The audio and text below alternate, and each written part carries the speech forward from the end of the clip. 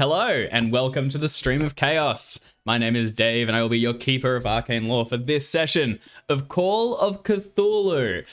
Today we are continuing our playthrough of The Two-Headed Serpent, and you can get your own copy of this book from chaosium.com. All of the VODs of our previous sessions are available over on the Chaosium YouTube channel, and if you're watching there, we do stream live each week at 3 p.m. Pacific on Twitch, so come on down and join us here. A thank you to Roll20 and to Sirenscape, which we use to improve our games. And without further ado, let's jump back into it. We've got the full cast here, so let's meet them once again, refresh our memories as our investigators step off the train in Oklahoma City and prepare to leave for Bennington, Oklahoma. Art, do you want to introduce first Lieutenant Aries Carter? Hi, I'm Art, and I am playing Lieutenant Aries Carter. I legit, where my brain is at today is we are continuing a two-headed serpent, and my brain put in a time to harvest. That's where I'm at right now. So Seb might come back, who knows? But for now, Lieutenant Aries Carter it is. I was in chat last session, but I was very high on cold meds, so I don't entirely remember what happened. So I don't know, I'm on a train, it was great. The trip was uneventful, I'm sure. Mm-hmm.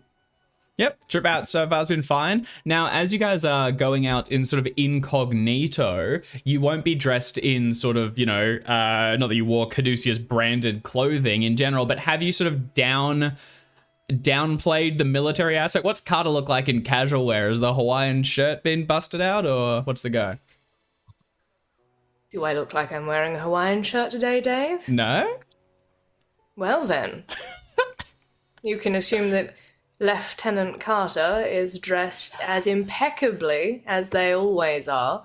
Their attire is always, casual with a military precision and nod. Military flair. So look at the character art. That's kind of what they look like all the time. They're deciding that they're disrobing for various fun reasons. So no, they are still, as with all things, Aries is always impeccably presented, and if anything is out of place, it's intentional. Perfect. All right, fantastic. Speaking of out in place and intentional, Jackson. Hi,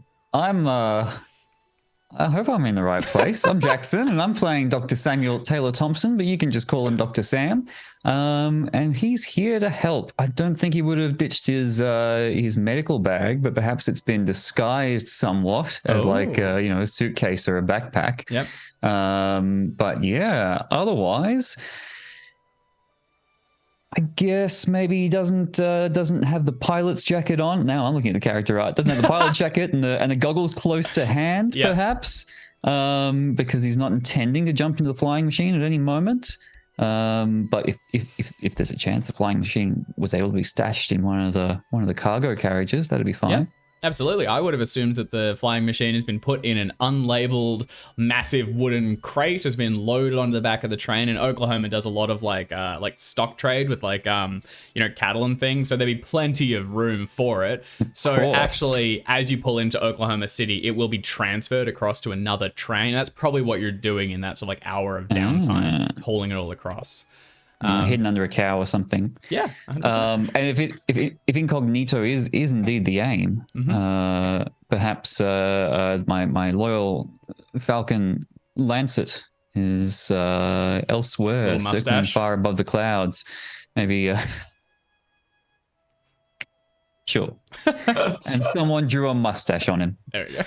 But yeah, 100%. Yeah, Lancet could be following alongside the train, and now that you're sort of stepping off onto the station, you'll spot him perched somewhere and keeping an eye out. That almost psychic connection that you share, allowing you to know one another's location, even when you can't see each other. Perfect. Speaking of psychic connections, James. I believe that I have a psychic connection with the world at large. That is correct. Thank you for giving me the opportunity to talk about it. No, I'm like Hubert, big man, big heart, and very, very good at being incognito. He's got a fedora kind of hat thing pulled down real low, a pair of dark sunglasses, all too small, a jacket put over him. He's carrying a newspaper with him so that he can at any point to stay hidden, but he dropped it while they were waiting at the station and had to put all the papers back together, so they're all a little crumpled in the wrong way. Keeps getting bored and kind of messing with the sides.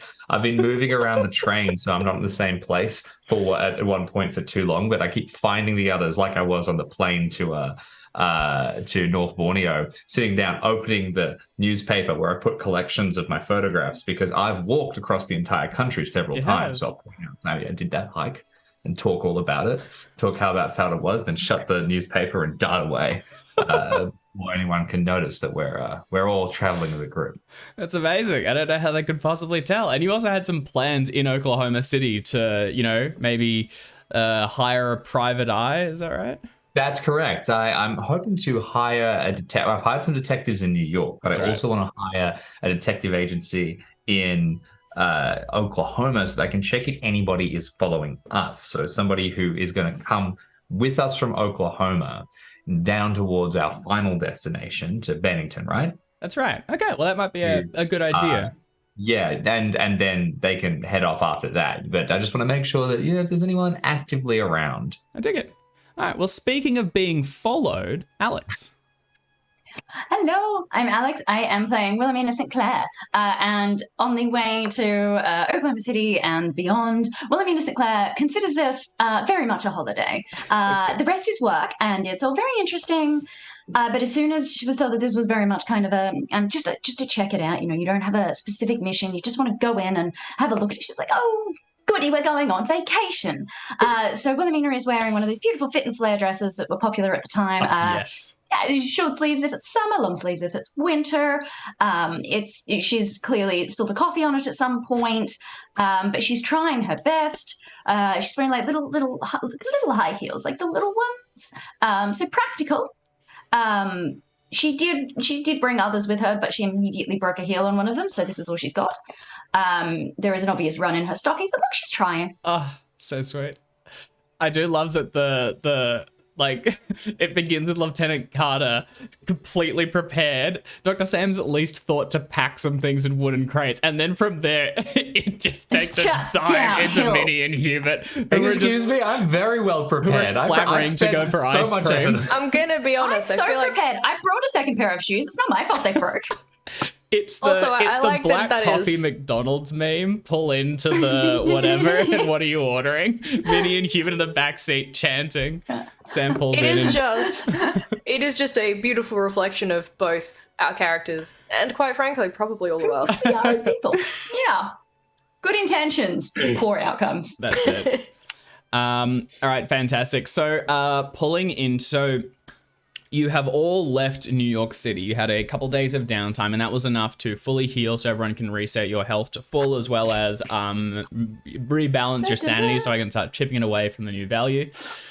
You've spent a little bit of time on the train heading out towards Oklahoma City, and this train was fairly busy. A lot of people are heading out here on business or pleasure. I realized because I was away last week, a couple of fun things happened. But also, I spent some time with Sam, whom I respect and admire. Can I have some sanity back, please? Let me look that up as we go. So yes, you'll get a hit. I'll look that up as we go. Lovely. If I was smart enough, I could do it right now because I'm on the page. Take a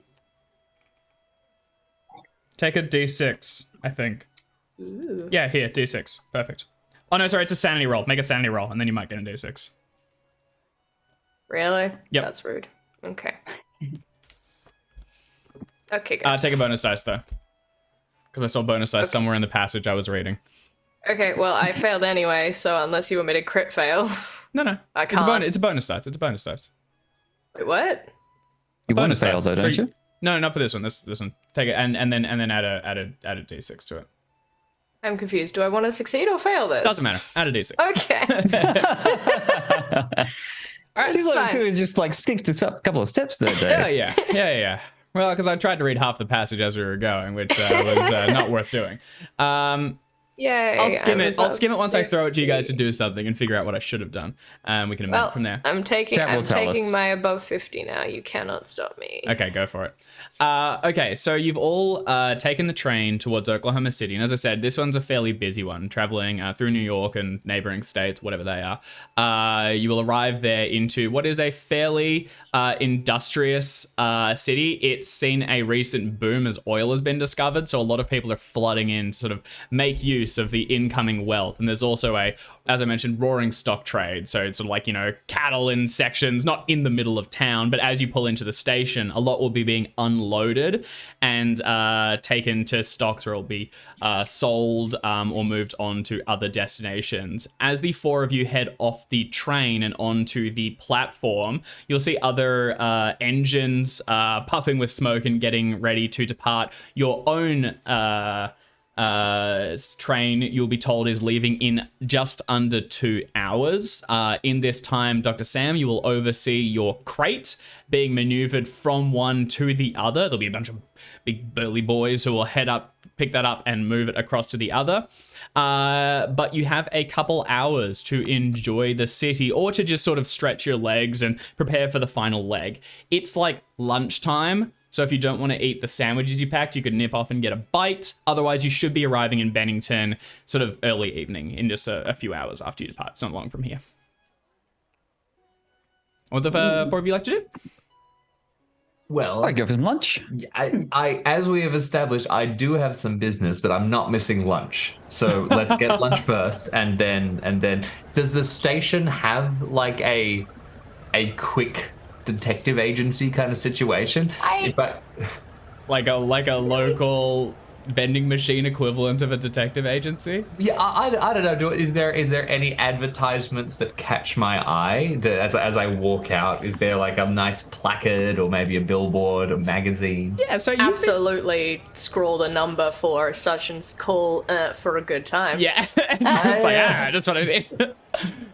You've also been studying the papers Which on is the way in. hilarious, because there is also because at this time there is a switchboard, right? So if you're calling someone for a good time, you got to go through the switchboard.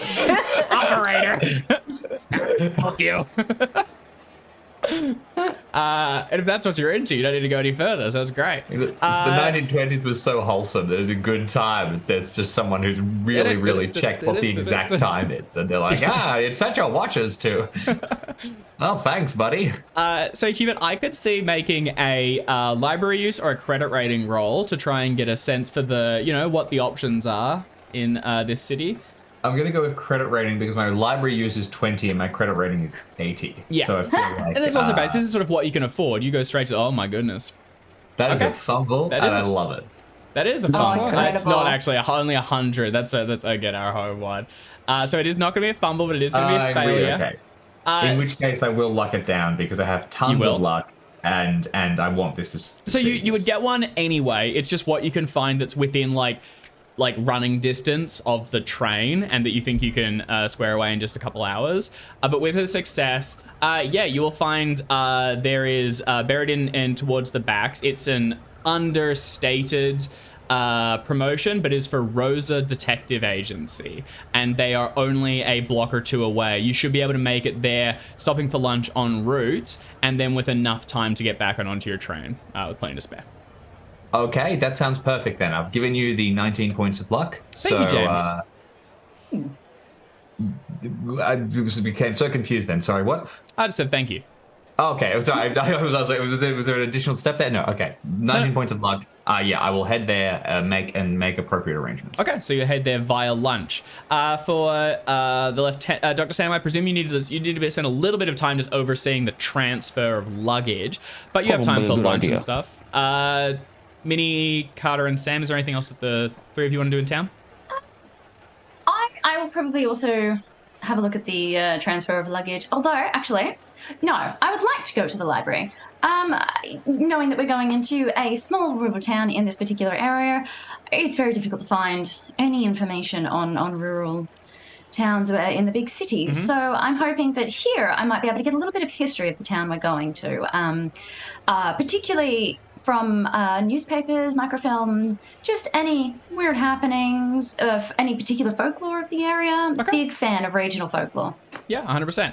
Again, you are a little short of time here, so as the train pulls in, you're doing Might go that straight to like local news. Yeah, you're sort of like ready to go. You disembark quickly and leave some of your equipment with Sam to watch over, and then you'll strike across the platform and head down to the closest library. I'll get you to make a library use roll with a penalty dice, please, just given you're kind of under pressure here and you don't have a lot of time to study. Someone get me a sandwich. Lieutenant and Dr. Sam? I will oversee luggage. Okay, all right. So the two of you are going to stay on the platform. Can I get Sam and Carter to please make spot hidden rolls for me? Oh, I don't like that. Ooh. I spot all that is hidden.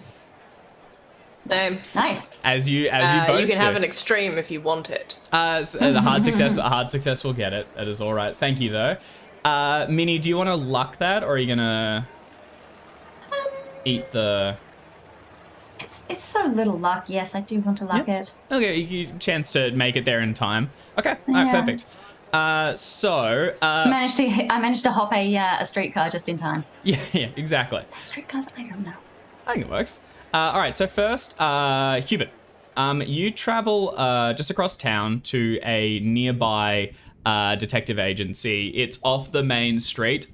It's got frosted windows, and in gold printed hand lettering, you can see Rosa Detective Agency written along the window. Inside, it's sort of like a smoke-filled room, and you can find a secretary parked behind a table, and a couple of newspaper clippings have been framed and hung on one of the walls. These are past achievements for the detective agency. Crimes they foiled, kidnapped people they rescued, similar things like that.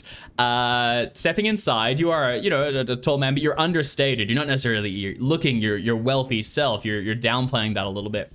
So when you first come in, the woman behind the table will look up and say, sorry, how can I help you? I'm looking to speak with Rosa Detective, if that's all right. There is no Mr. Rosa. This is the detective agency. But if you have any queries, I can help you with them. Well, sorry, my mistake. Clearly, I'm in good hands, though. Yeah, I want to hire some people to help me out. Think of me as an eccentric but very wealthy businessman who is interested in your services for a brief but lucrative time. Okay, well, what would you like us to look into? Well, is there missing I'm persons? hoping, Are you concerned for your well-being? I'm hoping that somebody from your agency can have me followed to ensure that no one else is following me. Okay.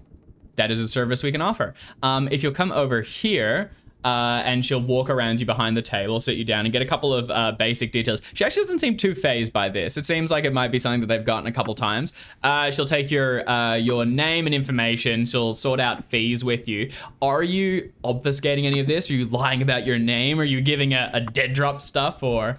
Yes, I am, and I think it is blatantly obvious that I'm doing it. And if there's ever a nudge, it's, I'm a man of significant means and significant paranoia. So when I'm asked my name, I say like John Smith, and all the way forward. But I'm putting money on the table as we go. So Yeah, the easy way to solve this from their side is they'll just have you pay up front, and that kind of solves most of the problems. Additionally, because you're asking for yourself to be followed, there's less of like an ethical issue of like tailing random people. They don't know who you are. Also, your paranoia actually kind of pays off a little bit here. She gets the sense that A, you do have a genuine concern. You are trying to be kind of secret about it. And also, there might be a chance to make a little bit of money off you. She says that there are two principal options. There's a couple of basically goons that they've got, which are the Butler brothers, and they can follow you, and they're like flat-capped, square-faced thugs, and they'll follow you around a bit and make sure that no one messes with you. Additionally, they have another deep cover option. So secretive, they will not give their identity to you. They will not tell you who they are, and you will never meet them. However, They will follow you for the period, and each evening a letter will be slipped to you with the day's findings to confirm whether or not you are being tracked. You will never know who they are. You will never know when they are around because they are so good. I love this. Is it possible to get both options? Yeah, you can get both. You got enough money, sure. Okay, I will get you to make a credit rating roll. I'll take the whole. Well, give me one of each. I'll just take the set. I can't decide. Yeah. Can you give me? Actually, you've already made the credit rating roll. It's fine, and that you're genuinely like a kind of absurdly wealthy. If this were for an extended period, I would say you can probably get like a down payment for a week. Beyond that, you'd kind of need to renegotiate, but sure. You can be followed. You will meet the Butler brothers. They'll just be returning from lunch, each with a sandwich the size of a baseball bat under their arm, and they're big boys. They come in and they'll shake your hands. This is Leroy and Pollock. You can notice one's got like a missing finger. They've got a few scars and things. They don't seem like the brightest batch of apples, but they look fairly intimidating and very capable. And they receive the assignment. They say, "No worries, we'll be on the train. We'll watch you back." They're probably not going to be the most subtle of agents, but you can also just talk with them while you're in flight. Yep. Deal with it accordingly. That's perfect. That's totally fine. Okay. For your other contact, you will not meet them, but you are assured that they are following you. Okay. Brilliant. I'm very satisfied. I tip handsomely, and I will head back to the train. Yeah, money changes hands, and it is a fairly steep bill for the anonymity and everything, but passed along. Okay. You head back to the station, and walking in sync, just a few people back, come the Stomping Brothers. Perfect. Okay. Down at the library, Minnie, is there anything in particular you wanted to look into? I'll give you some general insight. The first is that this region that you're going to is a farming place. Bennington specializes in peanut and cotton production, and recent droughts have basically, devastated the area. Farming is down significantly and poverty is in a huge spike. We will know that the Dust Bowl era is going to begin shortly after, and it's only going to get worse. But at the time being, there's still kind of a sense of we can outlast this. If we pray for rain, it will come, and this will begin to kind of put an end to it. But at the moment, it's kind of still on the rise. People are beginning to flee these areas, and these towns are decimating communities actively. By the time you get in there, you would expect to see a fraction of the houses actually occupied.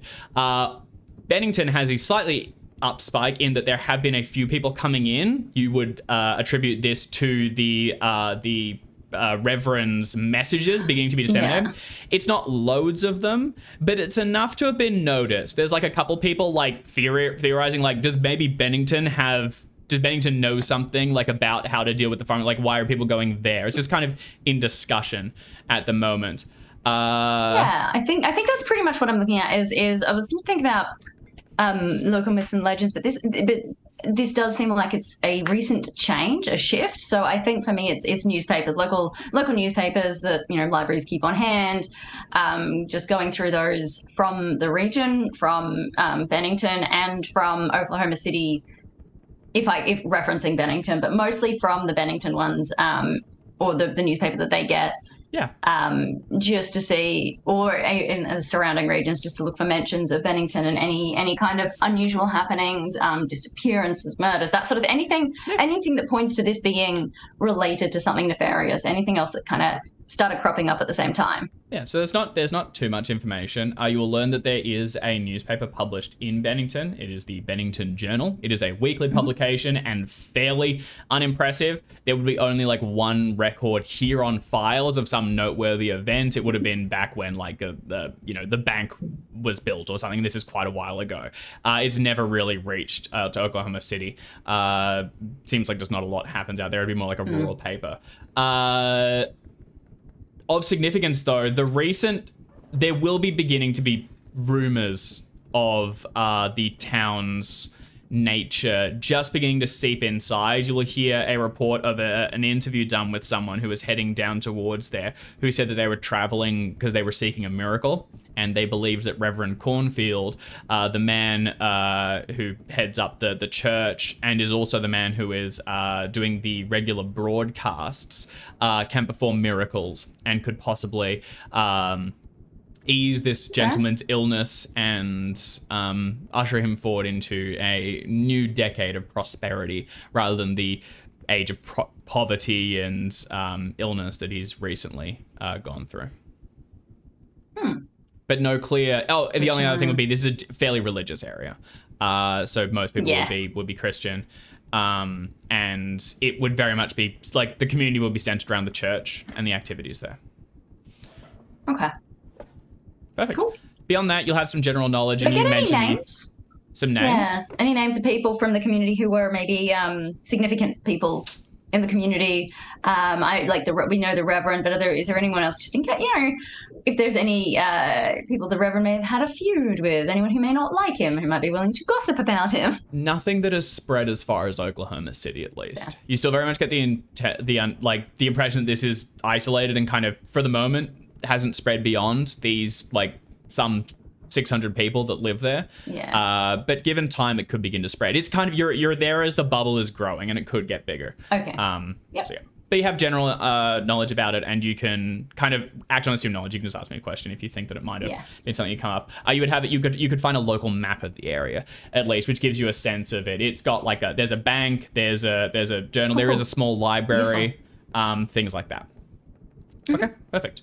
Back on the station, Lieutenant Carter and Dr. Sam, you have overseen the unloading of the large flying machine. It's been packed as compactly as possible, but it's still fairly heavy, and it needs a group of 4 people to sort of get up under it and swing it across with the assistance of cranes. They are very much equipped here to move large packages. You do have the thought that I wonder how I'm going to unload it at the other side, but given enough time and whatever, you'll probably figure something out. As you're doing it, though, you both notice that you are being watched in some sense. There is a young man, sort of a local boy, who looks to be working at the station. You'll see him taking tickets and things. And at first you don't make much notice of him because he's who you speak to coordinate the next train. You'll say hey, we're heading to Bennington. He goes, it's fine. It's leaving in 2 hours. You've got plenty of time for lunch. But then he lingers for a bit. You spot him watching you unloading the crate, and he's there pretty much the entire time, with the exception of he watches Minnie and Hubert leave, and he heads around after them just to track the directions they go, slips inside the office, and then is kind of back on the station helping people, but always casting an eye across to you. He's young. He'd be about 16 or 17, sort of newspaper hat and kind of just a dog's body for the station. Seems to be his occupation. He has the body of a dog? Yeah, it's kind of fucked up. Sanity rolls. Wow. So we both noticed him. Mm-hmm. Would you like to handle this, or shall I? What do you mean, handle it? Could just be a local lad keeping an eye on all the passers-by. It's a small town. He might like seeing all the comings and goings. You don't reckon it's more than that? Well, I think I'm going to have a word. Just a chat. Righto. You want me to back you up or keep some distance? I leave that up to you, Sam. I am very happy to go and talk to him alone if you'd like to keep an eye on your marvelous machine. But you're also very welcome to come with me. Oh, look, I'll keep some distance just in case it is some trouble, and just shout out, eh? I'll make a lot of noise. Oh, I know you do. And I'll walk over to the lad. Okay. As you stride towards him, he picks your pace, and you're sort of moving through crowds. He takes the opportunity of that window to head around towards the office where he works in, heads inside and slips behind a desk. Kind of enough that he can avoid you. You'd have to clearly follow him in. He's doesn't necessarily know he's being watched yet. As you head towards the door and look inside, it is now more isolated. There is another person in the back working on some sort of documentation. He's just scribbling on it. Seems to be like his superior. And the boy has sat behind a desk where he's rapidly unfurled a number of papers so that he can busy himself with studying them. Dr. Sam, you are sort of nearby. You're just outside the doorway, and you can see both your box, which is just being loaded back on. You expect the others back shortly, but you can also hear the conversation just over the murmur of the crowd. Yeah. Excellent. That's just where I want to be. Does it look like he hasn't noticed that I've wandered? Like I've followed him at this point? He moved to avoid you, but if you step inside, he'll notice you. Okay. He's kind of isolated himself a little bit. Okay, in that case, I'm just going to like post myself near the door and lean up against the wall and light up a cigarette. Okay. And just like look like I'm leaning and smoking and just sort of, you know, essentially if he stays in the office because I'm there, good. And if he decides to come out, then I'll have a thing to say. You post up on the wall and begin to smoke. Out of the corner of your eye, you'll occasionally see him look up from his papers and glance towards you. But as long as you are there, he does not seem keen for a conversation. Very good. In that case, I shall stay there to keep him out of our business. Okay. You stay there for another sort of 10 minutes or so, and then just as the cigarette is drawing towards its end, you drop it, stamp it out, as Hubert and Minnie both return onto the station, and you hear the of your train preparing to depart. You have 10 minutes to board. Hubert is clearly being followed. There are two large men leering behind him, and as he gets towards the station and looks around for everyone else, you can see them like standing against a lamppost back to back and looking around, making sure nothing's going on. Excellent. I will introduce them very quickly. Also, Dave, if you would permit me, I would like to make a charm check to see if I could have literally just chatted to these folks and made friends with them along the way. Like, just been really nice and get them invested in everything that's happened. They do try to avoid you, is the only thing. Every time you, like, pause to, like, hey, like, I'll let them catch up, we can talk, they pause and they, like, pull up newspapers so they can, or they look in shop windows so they can see your, like, they don't want to be seen with you because they're supposed to be following you. But do you want me to take a penalty dice? I genuinely want to get them on side. Yeah, that's fine. Go. No, don't take a penalty dice. I think it's fine. You can like call them over at some point. Okay. All right. Brilliant. Here we go. Now that is a fumble. That is a fumble. Perfect. Yeah, I think you. You're a nice enough guy. I think you won't get their full impression. You can put on a bit of like a bumble. They might be looking to take advantage of. You are a wealthy man paying a lot. They possibly maybe don't take this super seriously. They just think this is a very rich man who just wants to throw out money. This will be a cushy job. We follow along. Yep. They might be half-assing it a little bit. And especially when you come over and break the protocol of like, we follow you and don't get spotted. As soon as you like walk over to them in the street to talk to them and start to gossip, you can kind of see them looking to each other and being like, fuck, this will be easy as. Yeah. Okay, well, as far as I'm concerned, they were really just playing decoy for the real investigators. So, but still, my actual aim was I was going to try and get them to, I was going to say to them, hey guys, by the way, while we're in town, considering that I know that there's spooky radio broadcasts going on, no going to church, and I could see if I could push that line, because I really, really don't want... I don't want some kind of mind control thing happening or whatever, and I don't know if that's what is to come, to be clear. I'm just like... Yeah. I'm a little paranoid, given everything we've seen. Yeah, you tell them not to go to church. They'll just say, as long as we're on the clock, we won't go to the church. But, during downtime, I bought a Bible myself. I'm a child of God. I'm gonna worship. I just won't go to that church. That's fine. Great. Yeah. I'm back, having horribly failed. Thank you. Yeah. They stomp at you. The others will clearly spot them in the distance. Again, they avoid... Actually, they're mostly shadowing Hubert. That's who they've been employed to shadow. So if anyone else comes over and talks to them, they'll be allowed, but they give very monosyllabic They try not to engage. They try to just do their job. You guys have a few minutes before the train boards. All of your luggage has been transported across except your personal effects. I'd be interested to get a fumble counter going. I want to see the stats on that because I feel I'm like at 2 Jim in a is row. I being got third. unfairly targeted here by the roll 20 I think it's gods. very fair. There again, one wasn't a fumble, it was just a fail. It was very close to Oh one, no, though. I just mean in the campaign as a whole. Oh, bit of a fumble that'd magnet. be real tough. Don't put that on poor chat because they'll do it and it's too much work. There's just too many of them. Don't indulge him. I'm just saying Fumbles and it's something crits. that someone could do if they were so inclined. Hypothetically. Does Yeah. anyone else If anyone does it, we have access to the Roll20 chat logs. That's true. Yes. Just just control F that. F 100s? Is there anything else anyone wants to do before boarding? Notably, the young man basically stays isolated and will not approach. He stays separated, and as the second whistle blows, you now only have 5 minutes to board. Okay. Did somebody get me a sandwich? I can have picked up something when we were at lunch because I'll pick spares for myself. I will say it was something I got for myself, but I pretend it was for you. And, Oh, yeah. Oh. Then no, That I'm is all good. precious. Time to board. all right. Well, let's get to it. And Ares is just having a chat with Oh young yes. lad who is keeping an eye on us. okay. Probably nothing to worry about, but they do tend to worry.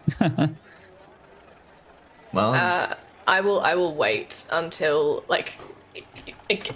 cinematically the whistle blows. There's Yes, please. moments. The last whistle goes, and as it does, Ares has swiftly strode over and grabbed hold and pulled themselves in as the conductor is sick. getting on behind them or usher or closing all the doors. So they're that is the length of time that I will stay there, making sure that this young man does not interfere with our business, and then hop on as the doors are being closed, and then join everyone else once they're on the train. So just So sick. what Smooth Ares is path. doing for as long as it takes these chopper fox to get on a train.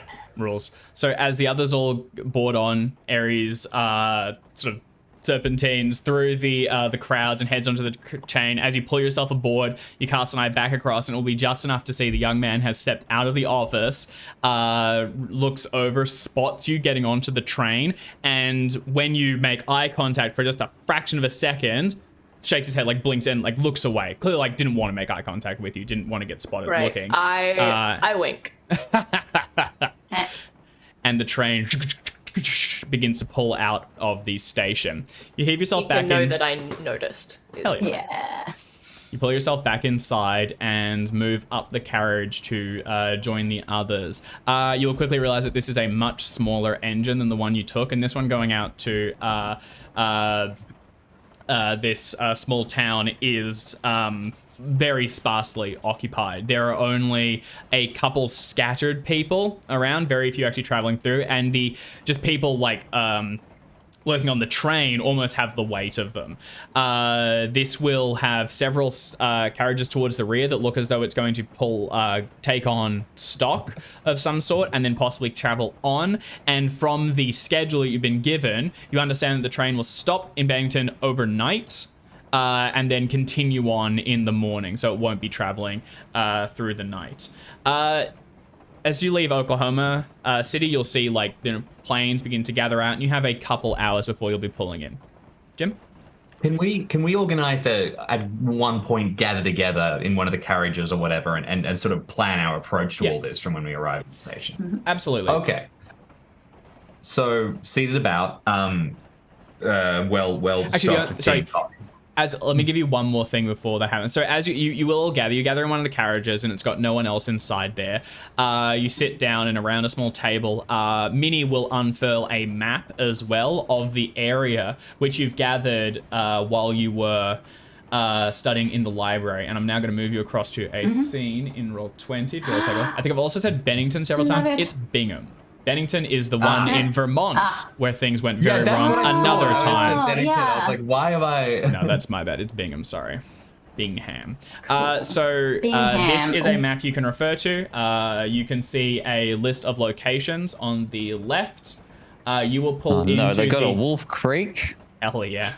That's actually just a that is a pass. Sorry, a road. But there'll presumably be a creek somewhere too. So you will pull into the station here. And these are some of the areas you can have a study of, and I'll describe them as you actually arrive. But you can use this for a bit of a reference. All right, I pass it back to the four of you. You have a couple hours before you will arrive. Okay. Well, I mean, we should figure out a plan of approach here. I'm a little excited, I will say, to finally be somewhere where we're not about to run into a bunch of soldiers or paramilitary people in one way or another. You know, the Bolivia, Borneo.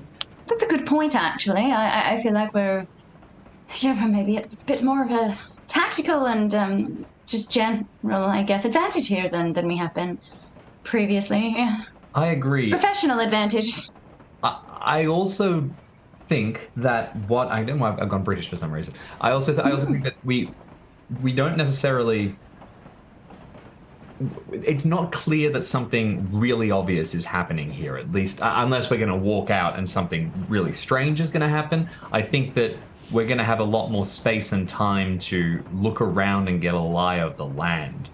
My recommendation would be that we each sort of take an area of expertise, take an approach, and kind of go from there. We can all base ourselves out of whatever hotel we can find. I don't think there's any point. I think there's one. Yep. I think there's one, the Bingham Hotel. That's the only one that I found. The saloon might have rooms, but I don't think we want to stay there. Yeah. Well, basically wherever we can get lodgings. I don't think there's any point us pretending to not be together, though. Of course not. There are too few people in town. The population of Bingham is very, very small. I will probably go to the library, as I want to do. Somebody should go to church, though.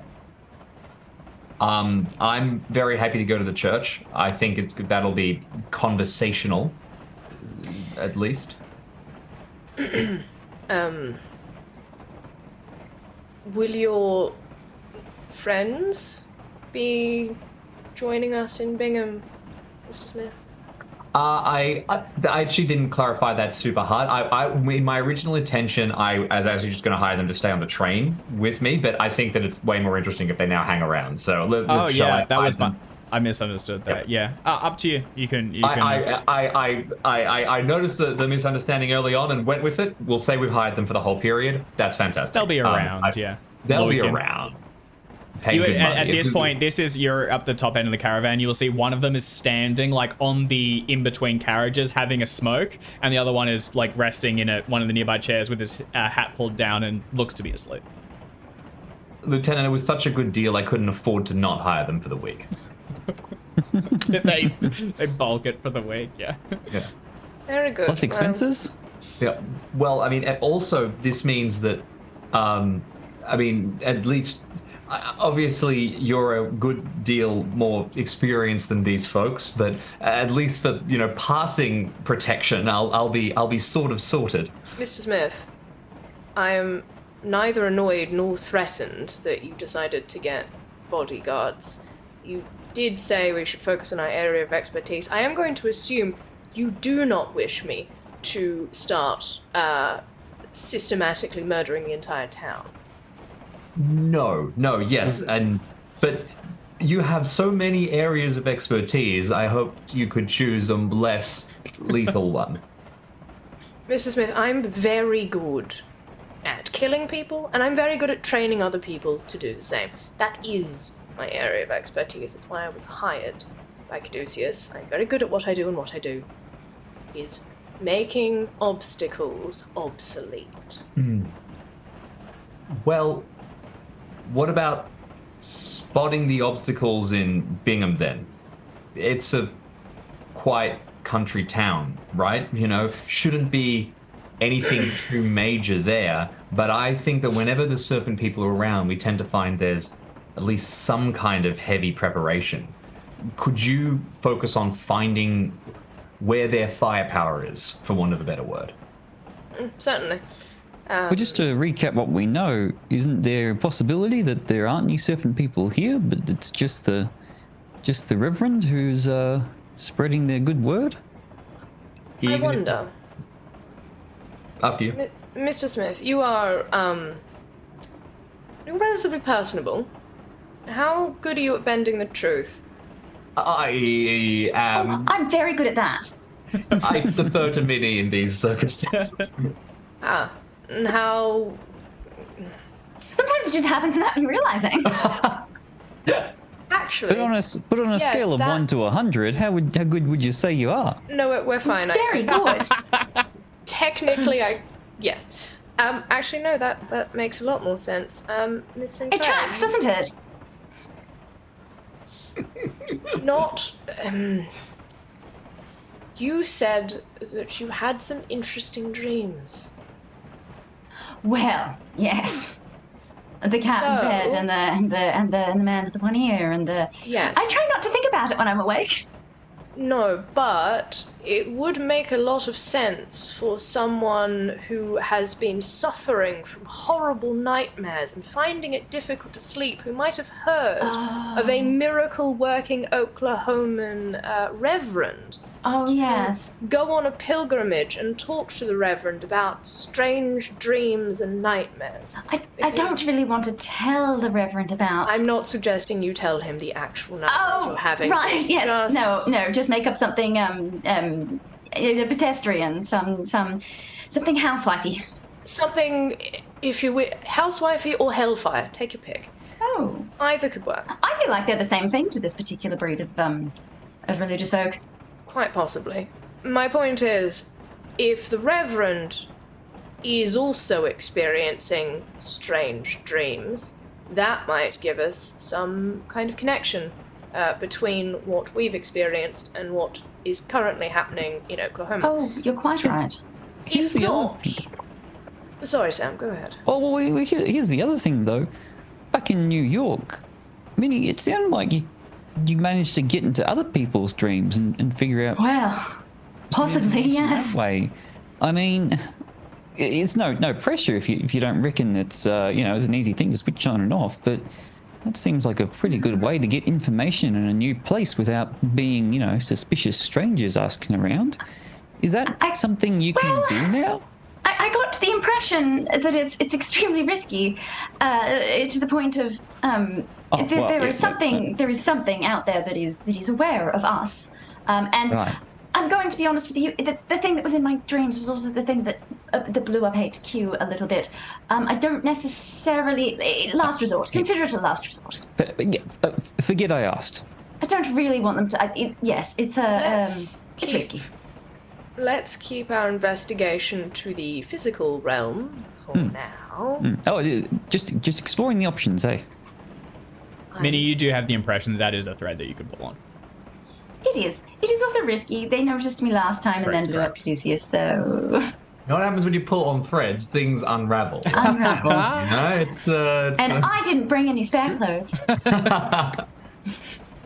Well, in that case, before we pull the whole tapestry down with us, how do you feel about lying to a man of God?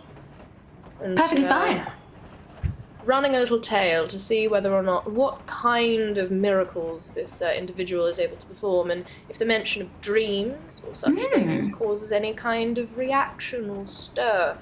My suspicion is either this is all bollocks and someone's just trying to get a lot of money from people, or there's some kind of connection between the dreams you're having and potentially maybe something that slipped into his mind.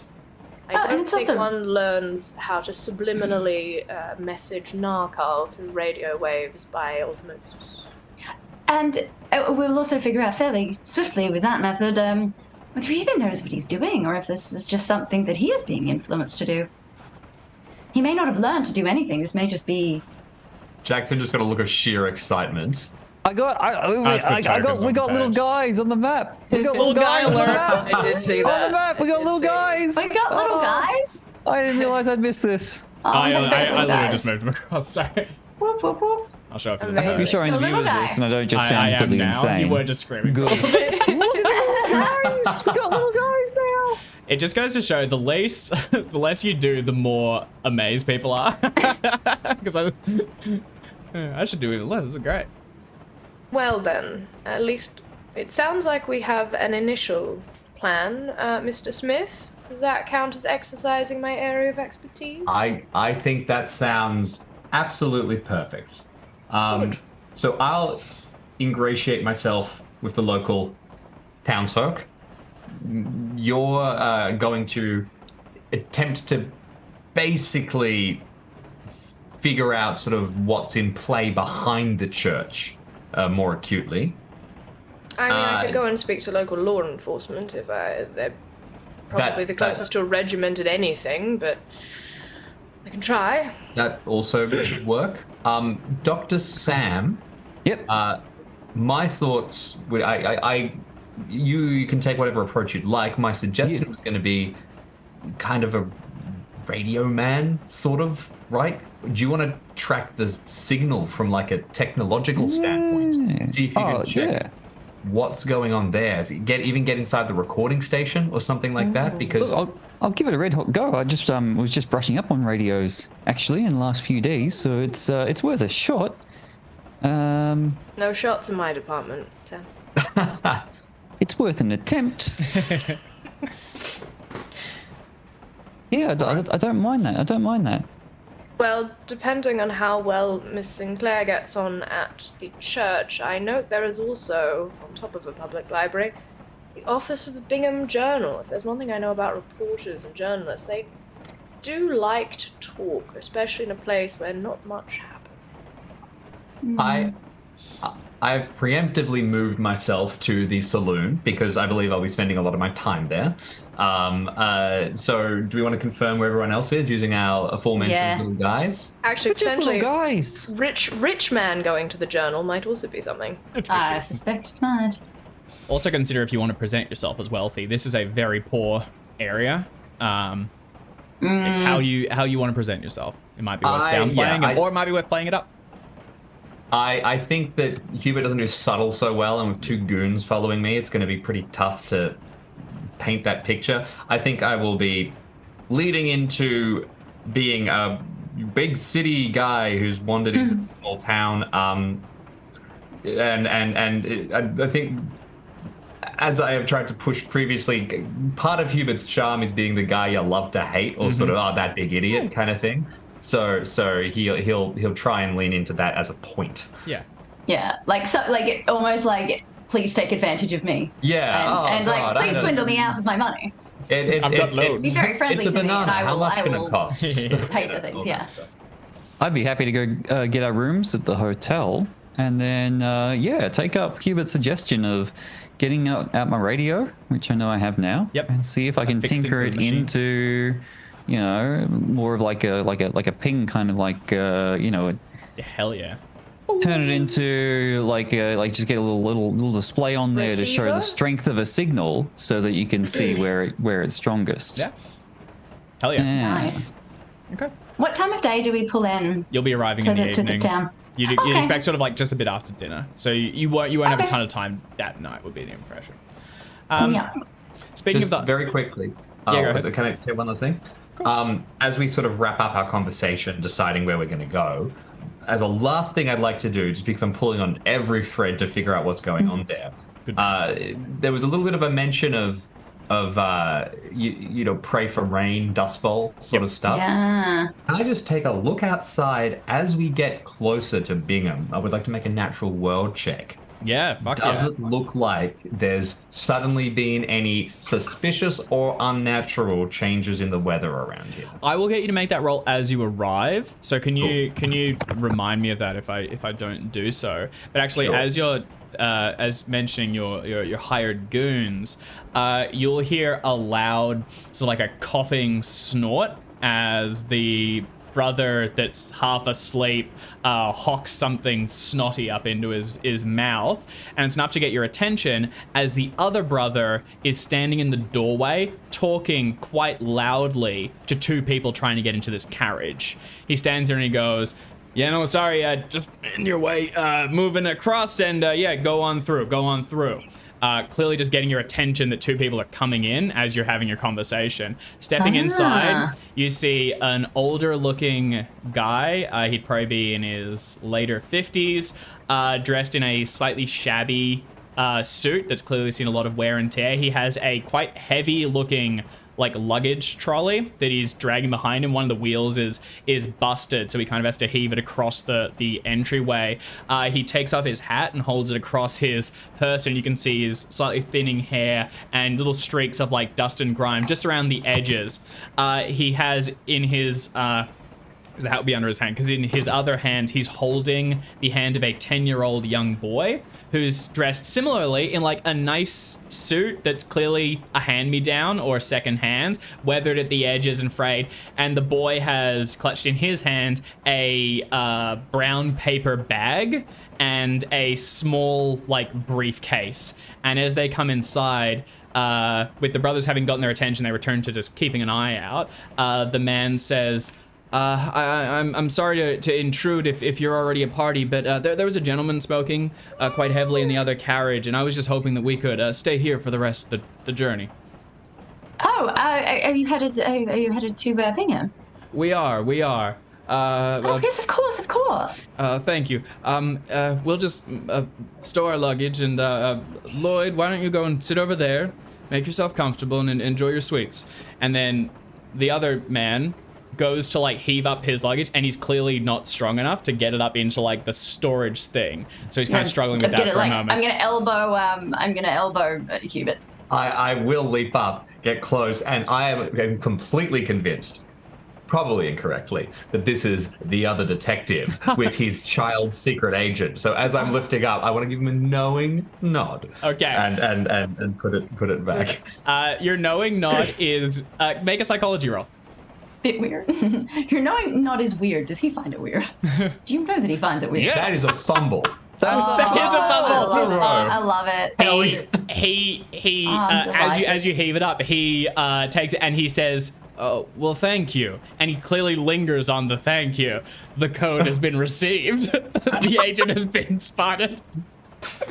Also, doubling down on your suspicions, this bag is very heavy.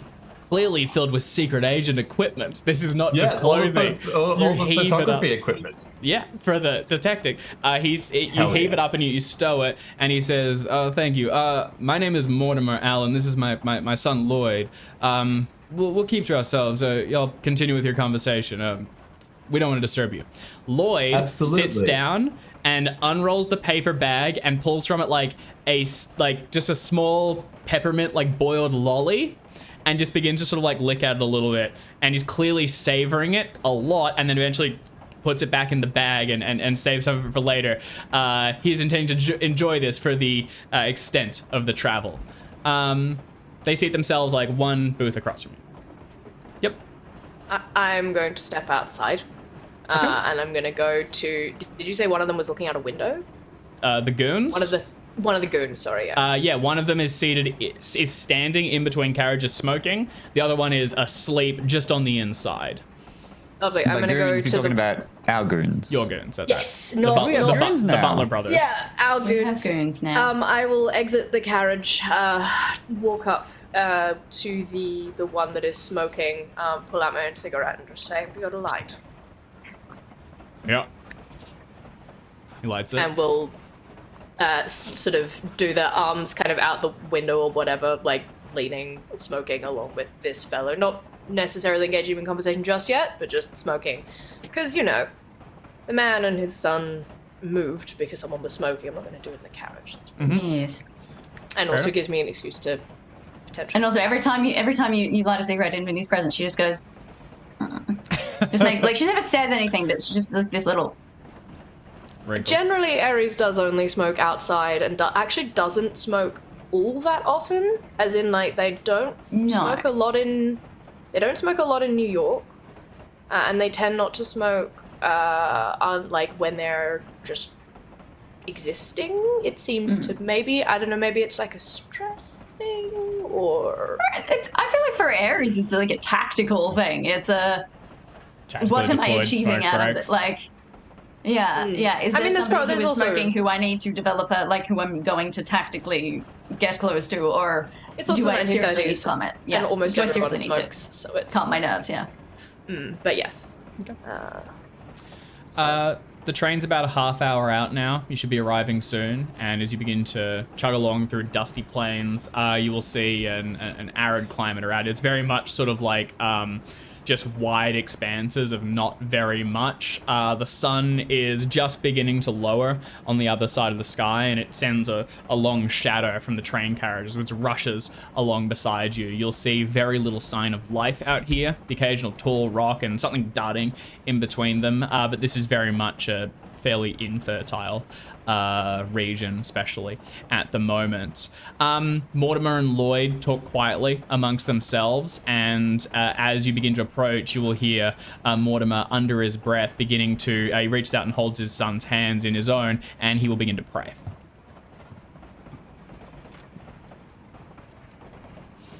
Yeah. So, what brings you to Bingham?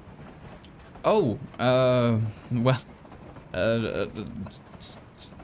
same as most folks, from what I understand. I heard the reverends preaching, and I felt it resonate with myself, for lack of a better word, and I thought that I might take my son here and go see what the word's about. I'd heard he'd taken to the airwaves. Where did you hear him? That's right. The airwaves. We're from Oklahoma as well, just a different city around here.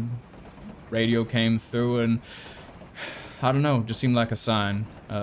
Right time, right words, enough to move on. We didn't have a whole lot where we came from, so figured, hey, maybe it's worth a shot. Sometimes faith got to be rewarded, right? I'm sorry, I'm dominating the conversation. You're all clearly friends. What about yourselves? What's bringing you around here? Oh, very much the same. We heard the airwaves. My friends have kindly accompanied me along. I'm the one who's quite interested in hearing the preacher in person. Looking for a bit of a change, you know. I hear you. Sometimes I'm sure you it's can understand. Just a different point of view, right? Yeah, and I've heard he can do some amazing things with them. I mean, they people having difficulties. They say he's got the healing touch now. I mean, praise the Lord if it's true. I'd love to see it myself. It's past the time for me and my son, but my wife passed some months ago. But to see that miracle, to see that cure in person, I think that would be all we need. Just to know that there's something more out there, something breathing life back into the world rather than just draining it dry. It's a bit like that at the moment, isn't it? Very quiet and very much the same. And my friends have been kind enough to accompany me on this journey. Oh, well, that's charming. I didn't catch your names. I was just going to say, quick at a sidebar, did we discuss the need for fake names? I'm going to just straight up deliver name. I'm Minnie. You can call me Minnie. Pleased to meet you, Miss Minnie. Yeah, yes. In this case, names were a little difficult to detect. I've been called Hubert all my life. Pleased to meet you, Hubert, as well. Okay. And it's Sam. Sam. And your friend outside. And are these two gentlemen with you as well? You're quite the traveling party. We're traveling as a group, that's right.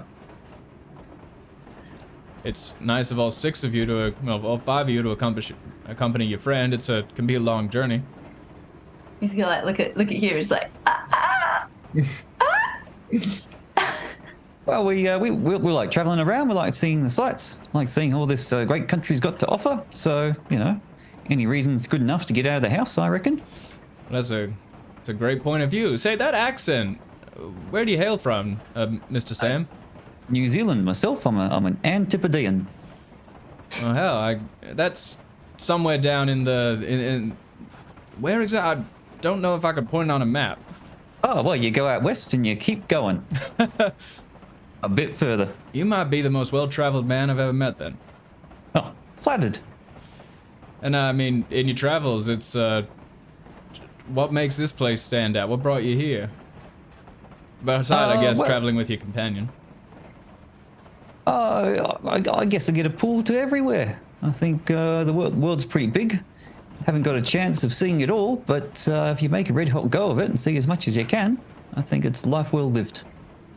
The young boy, Lloyd, sucks on his sweet for a moment and pulls out and says, I'd love to travel the world, to see everything. I mean, I've always dreamt of going, New York or even beyond. I never thought that I might meet an Antipodean. Hell, mister, that sure sounds like a swell way to live, huh? Yeah, no, it could be a lot worse. Of course, there's nothing wrong with keeping your heart, your home in your heart and having a place to hang your hat at the end of the day. Nothing wrong with that, but yeah, you'd be surprised about what you can find. You get the impression that Mortimer is very much taken with you, all of you, but in particular Dr. Sam, and especially giving like a positive message in front of his son very much seems to have kind of won him over to an even greater degree. And he kind of nods, and you can see him like ruffling his son's hair a couple times. It's sort of like you taking this in? This is a good lesson. Look at us talking to nice people. Ain't that something? You come on a train, you put yourself out there, and that's a win. You love to see it. And he kind of talks idly. He will separate himself once more to give yourself some privacy. And especially as you're pulling into the town, the boy pulls himself up on the window and begins to look out. And you can see him going, that's it, Dad. I think that's it just there. Look, there's the church. And you begin to pull into Bingham itself. It's late on a Thursday evening, and the sun is beginning to set behind this small town. As the train just begins to slow, you'll pass a gated cemetery. There's a few solitary gravestones scattered around it. You can see tufts of dry grass punching out from the clay-like soil beneath it. A single, solitary, silhouetted figure stands amongst the graves, and with the sun behind them, it's hard to see any more detail. As you pass. As you begin to come in between the buildings, you will see that this is not a large town, and a lot of them look to have been shuttered up and boarded. Most of them have like cloth nailed up against the inside of windows or under doors to prevent the dust from getting in, as the dry weather just whips this up into small flurries, and everywhere is coated with it. The windows of the train have like little like very fine sand built up around the edges, and it's just kind of everywhere. You'll see a sheriff's office, which was once white painted brick, now peeling back in the sun to reveal the red stone beneath. You'll see a faded bank with a broken window. It's unlikely that it can offer much support to the struggling farmers as drought ravages this barren land.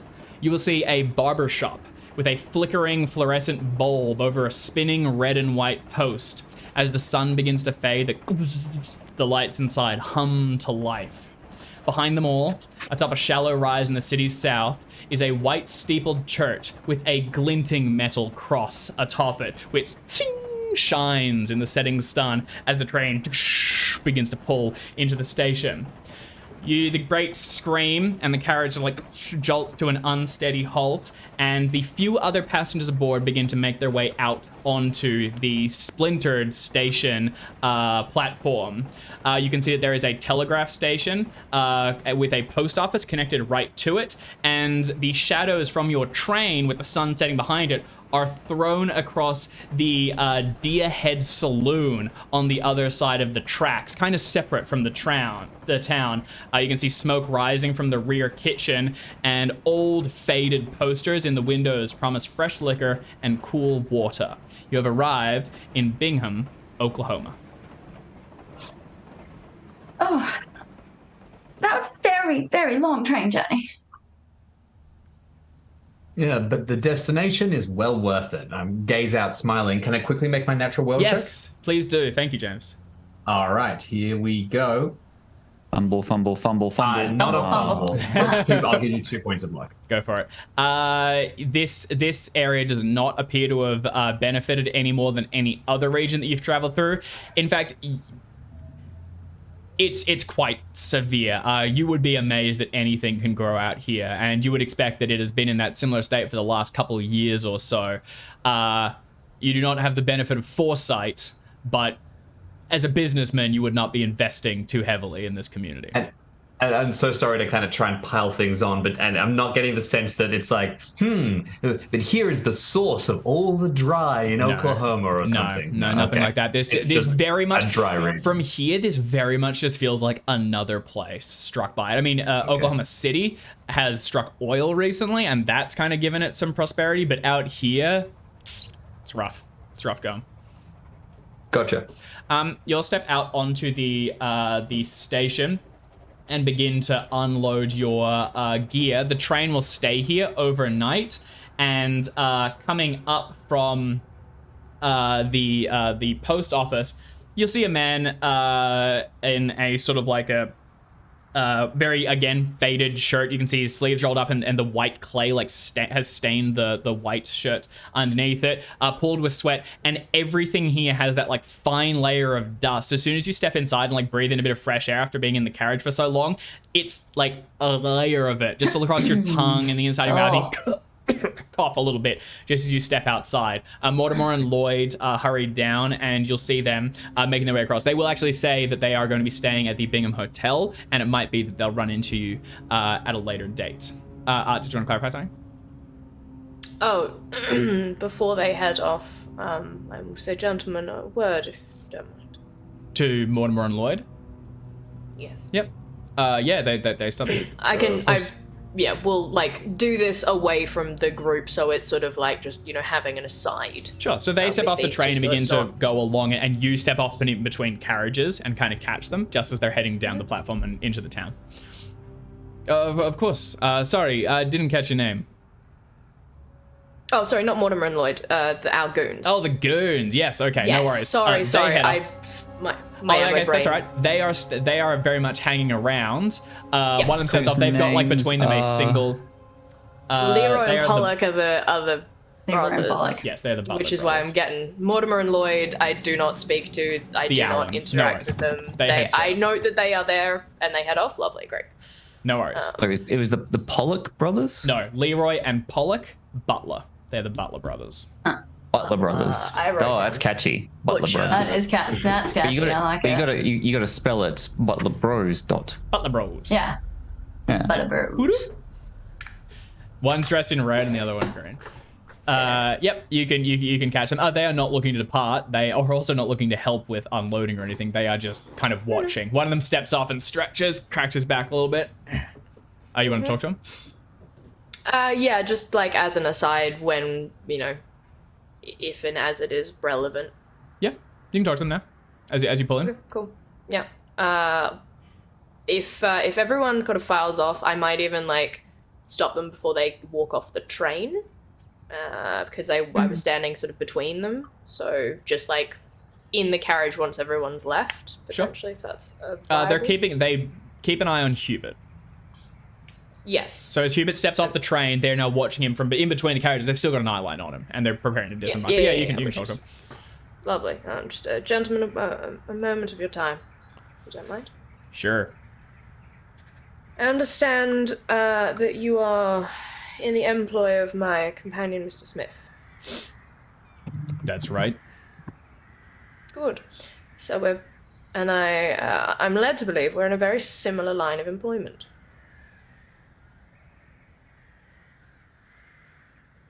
I will move. I'll just sort of like. It's a casual putting my hand in my pocket enough to move my coat away so that they can see the Mauser. And then just kind of. Your employer keeps interesting company. Yes, he's a good man, if a little eccentric. So 2 things. 1, I expect you to do your job well. And you'll be paid handsomely for doing so. But do not mistake Mr. Smith's demeanor for stupidity. Uh-huh.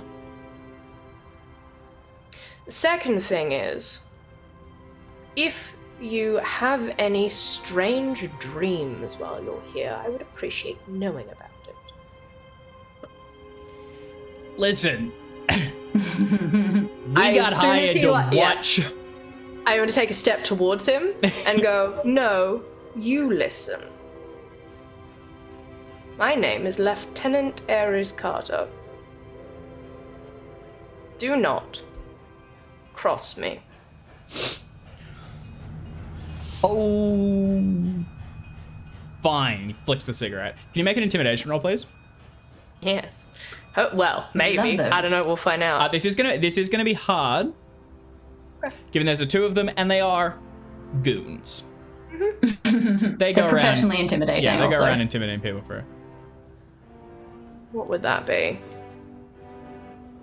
Yeah, it's like 60 points of luck or something ridiculous. Oh, well. It's noted. They definitely hear it all, but they do seem to. They kind of go, "No worries, we won't cross you then." And he flicks the cigarette and steps off the train. And the brother who is just behind you reaches up and grabs their shared suitcase, drops it down, and follows off the carriage and past. They hear you, certainly. Their skull's a little thick. You might need to repeat it a few times before it gets through. No, I don't repeat myself. The second time, it will permeate their skulls. So it'll be written on a bullet. Oh, fuck yeah. All right. You get one warning shot, and it's not always a shot. Fuck yeah. As you step off as well, Dr. Sam, you've been approached by the bloke who runs the station. He's a man called Baker, Huck Baker. And as everyone's getting unloaded, he's standing there with his hands on his hips looking at your flying machine, Stowed, and he's going, well, I don't have the equipment to unload that. If you can wait till the morning, we can have someone run down to the lumber yard. They got some machinery there. We can get it hauled off. Look, it's less ideal. I'm a bit attached to my equipment. Anything I can do is that we can get it off tonight. Look, Fowler that runs the joint, he'll be piss drunk by now, so he's not going to be any use. There's Henson. He's a young gun. He might be able to still be around. If you're willing to pay him for it, he could probably drive out and haul it off. But I mean, the train's not going anywhere, and I'll be here all night. I'll keep an eye on it. I am inherently suspicious of Dave the GM at this point. Oh, That's my main concern here. Wait, sorry, what's the problem? That they can't get the... It's a- I thought They It's don't have the equipment it's to a get great our big, flat pack like- flying machine. But isn't we've established the machine is like collapsible and packable. it is. It's in like It's a a large, really heavy box. crate at the moment. You could break it down, but you're also kind of keeping it incognito. It is all stored in one large crate at the moment. That's what I'm thinking Oh, of. I see. Okay. Also, we'd have to like haul it in to where it's going to be stored and stuff. So I presume, yeah. It's true. No, all right. Yeah. No. Look, that's fine. No, tomorrow's fine. Okay, all right. Well, I'll keep an eye out on it. Good. You Thanks can take very it out in the much. morning. I'll have actually he goes, he swings his head around and he goes, Gregory, where's that damn kid? Gregory. And a young guy about like 18, 19 comes around the corner. He's like doing up his shirt collar as he comes around. He's this youth with like a middle parted hair that hangs quite lank around the side of his face. He's got a white shirt, again stained and rolled up around the sleeves. And as he comes around the corner, could I actually get Dr. Sam, can you make a psychology roll? You're the one that's present at the moment. Yes, I can. You get the impression this young gentleman was enjoying the company of a young woman until very recently, and as you do it, you will see just the tail of a dress flicking around as someone leaves, sort of like a white dress with red dots all along it. Probably something that's been remade from a curtain or something earlier. He comes around. This is Gregory Shaw, and the owner of the station tells him, first thing tomorrow morning, you run down to the train station. You tell Henson he's to come and unload this. All right, I want this done ASAP. This fella wants it unloaded and stored. That'll suit you, sir. That'd be fine. Yeah, I'm probably going to be staying at the hotel, so I'll make some arrangements. There's some space to stick it in there for now. All right, we'll have it delivered. I'll Thanks keep very an much. eye on for it, and on my honor, it'll be here tomorrow morning. Ah, appreciate it. All right. Now, I'm being so agreeable because he won't be the only one keeping an eye on it. I'm going to keep some eagle eyes on it. Oh, it doesn't work. Yeah. Falcon eyes. Falcon eyes, eagle eyes. Yeah. As we're leaving, I'll just... what a broken pulp talent this is. Look in Lance's eyes and go, hey, you stay here. You watch the machine. Yeah. As soon as something happened to it, you come and get me. Okay. The bird lights on the top of the like splintered sign for the station and settles itself in for the night watch. Good. Awesome. So you would be directed to go to the Bingham Hotel to check in. It's sort of evening time, so most places are shutting down, and the streets are very quiet. There's a couple people coming and going, but this is not a metropolis by any means. And the folks that are around are all friendly, and they will like nod to you and wave, but it's kind of a surface level friendliness, and they're definitely kind of pegged you as new folks in town. You also, despite costuming yourselves as best as possible, you do kind of stick out. There's a level of wear and tear that you can't duplicate unless you intentionally try to disguise yourselves. So you're all kind of just a little bit more freshly dressed and chipper. Also, accents stand out and things, and everyone else here is very much like from the area. Is there anything else you want to do? I would like to get to our rooms and then have a drink. It was a journey and a half. Okay. Yes. Alright. I will, a drink sounds good. Also, I meant to say, Mr. Smith, I'm sorry I missed brunch.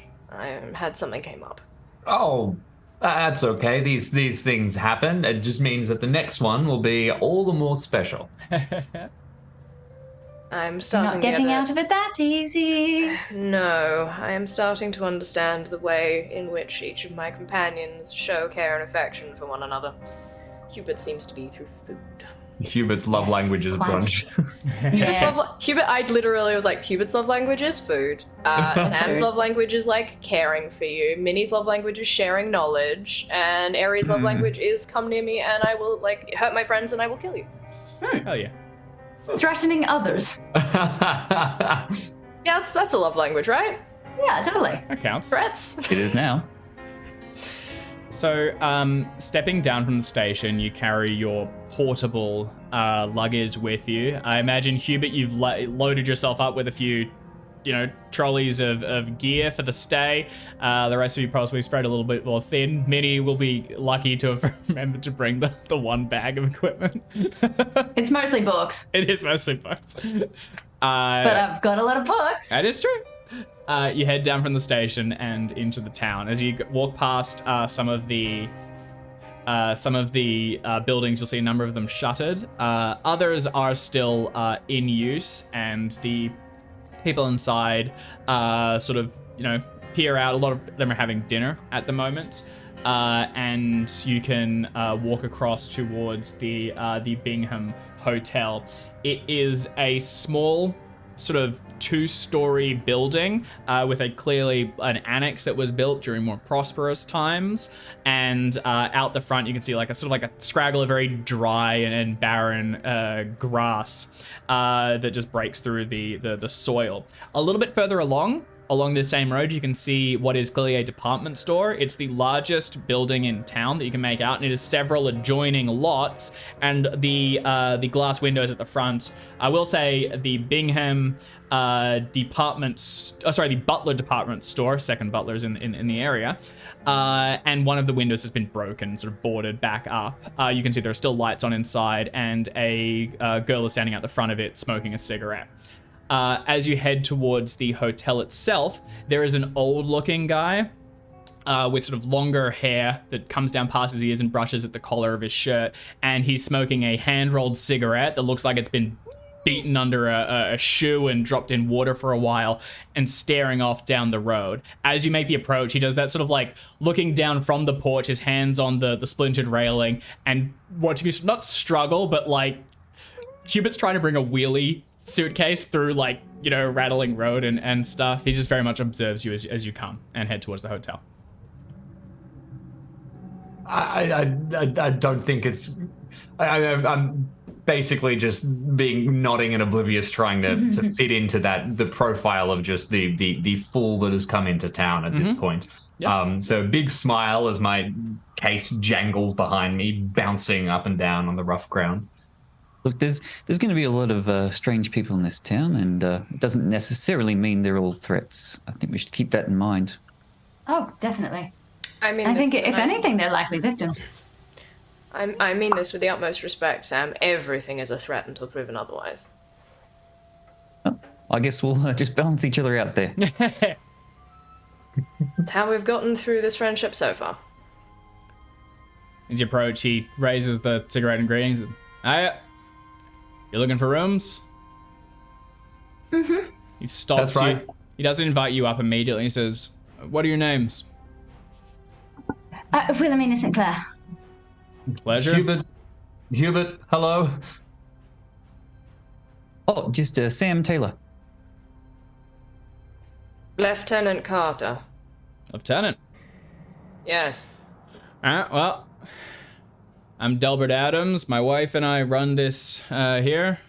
As long as you're staying here, we'll have politeness, godliness, and cleanliness. Is that clear? Crystal. Those two big fellas with you?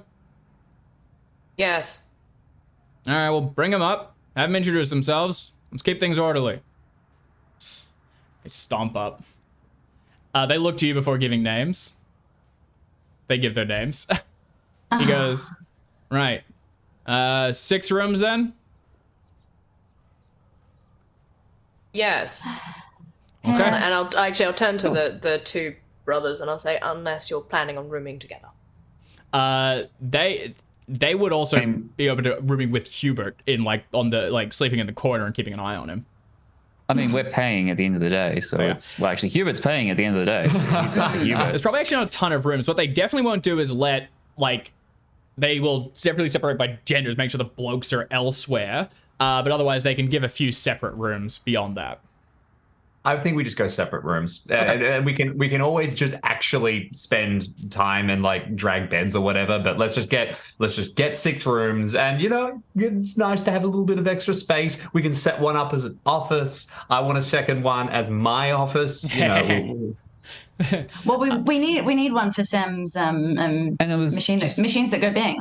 Just gonna say, if you've got a little bit of a space in a garage or a workshop out the back, I wouldn't mind taking it. Just got a bit of a crate to stash away while I'm here.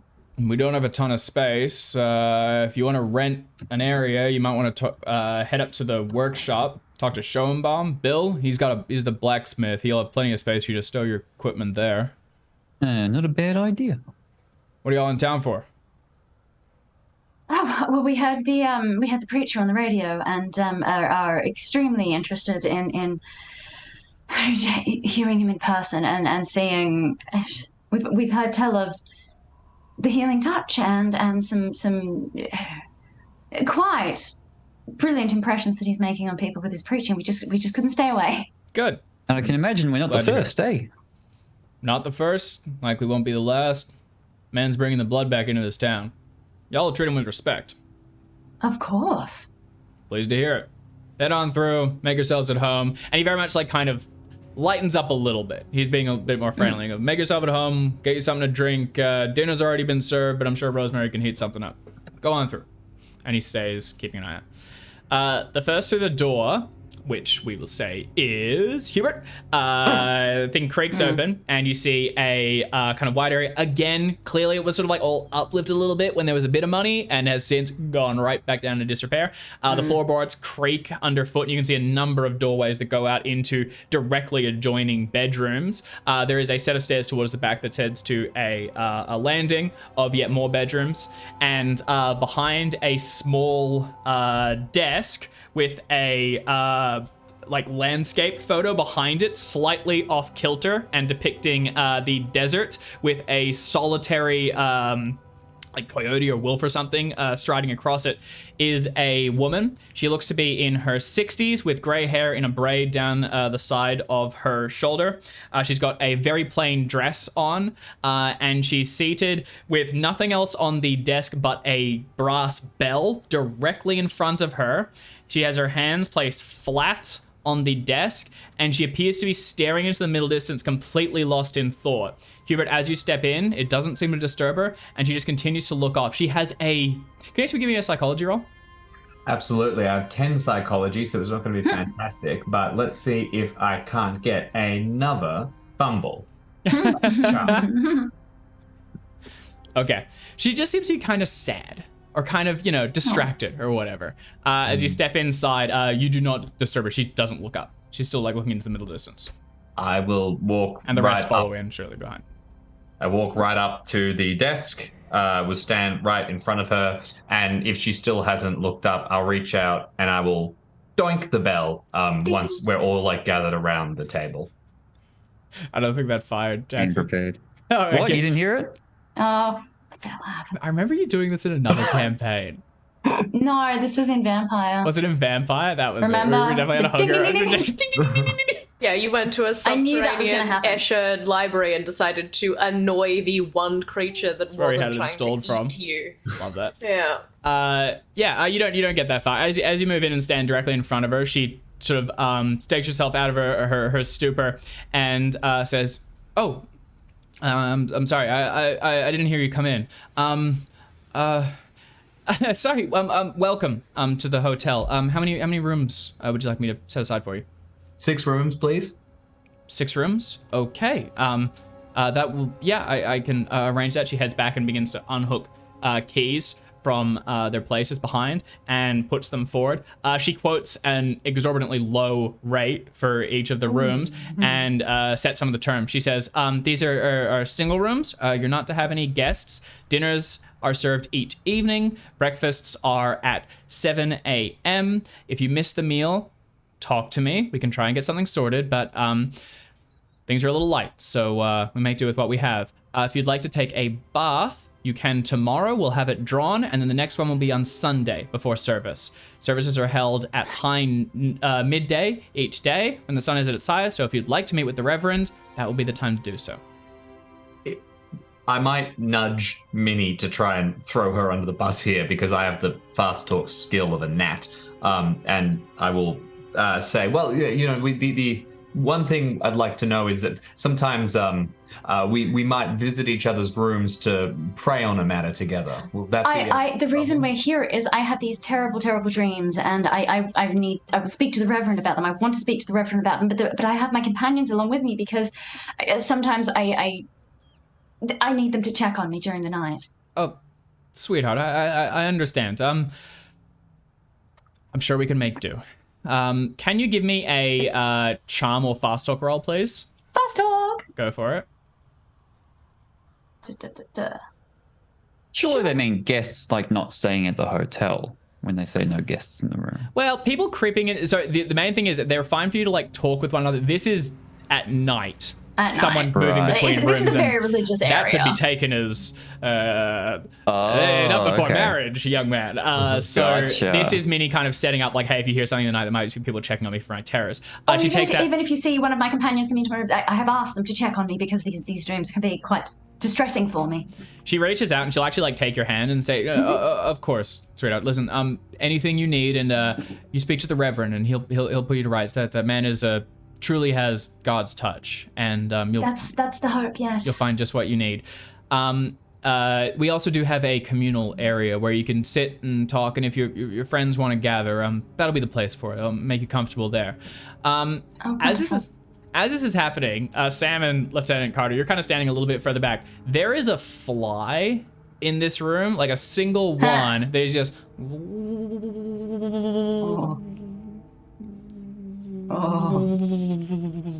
Can you both make psychology rolls? Are you doing psychology rolls on the fly? Yeah. Is this some kind of shape-shifted cultist? I'm getting Westworld vibes. Yeah. In the Okay. eye and Can indeed have 7 points. I got 7 lux. Sure, I will give you As 7 points of focused luck for this. as Rosemary is on Minnie, she seems more distracted by the fly. And anytime there's a break in conversation, the eyes track it around the room. And then for just a moment, it flies just past to land on the table, like, and it stops there. And she's got her hands holding Minnie's. And you can see her eyes flick down to it and lock on and transfer it. And then, as if she couldn't stop herself, her hand snaps across and cups over it. And then slowly begins to slide it back from the table. And she says, sorry, damn bugs are everywhere. And she slides it off the table and cups it in her hand.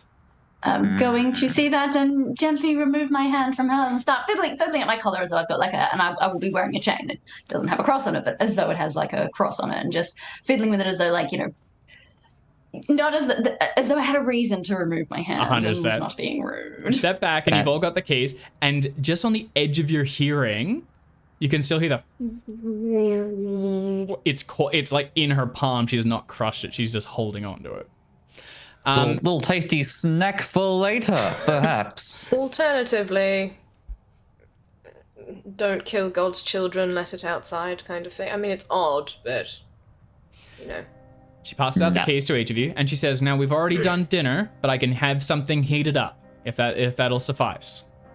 Otherwise, there is the department store just alongside. They will be closing soon. You can buy yourself some things, and there is a small kitchen you can help yourself to, and you can cook your own food in there.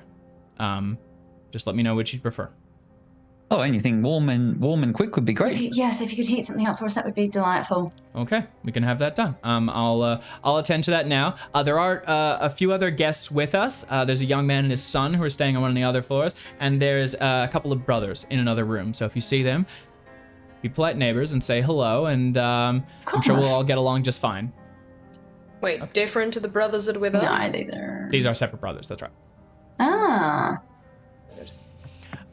Hubert, you pay for the accommodation. She takes it and puts it away in a small lockbox just underneath the thing. You have given your keys, and she heads off to go and prepare food. As she goes, you see her turn, and then with her back to you, you do just see her like reach up to like scratch at her chin. And when she puts the hand back down, it is no longer holding anything.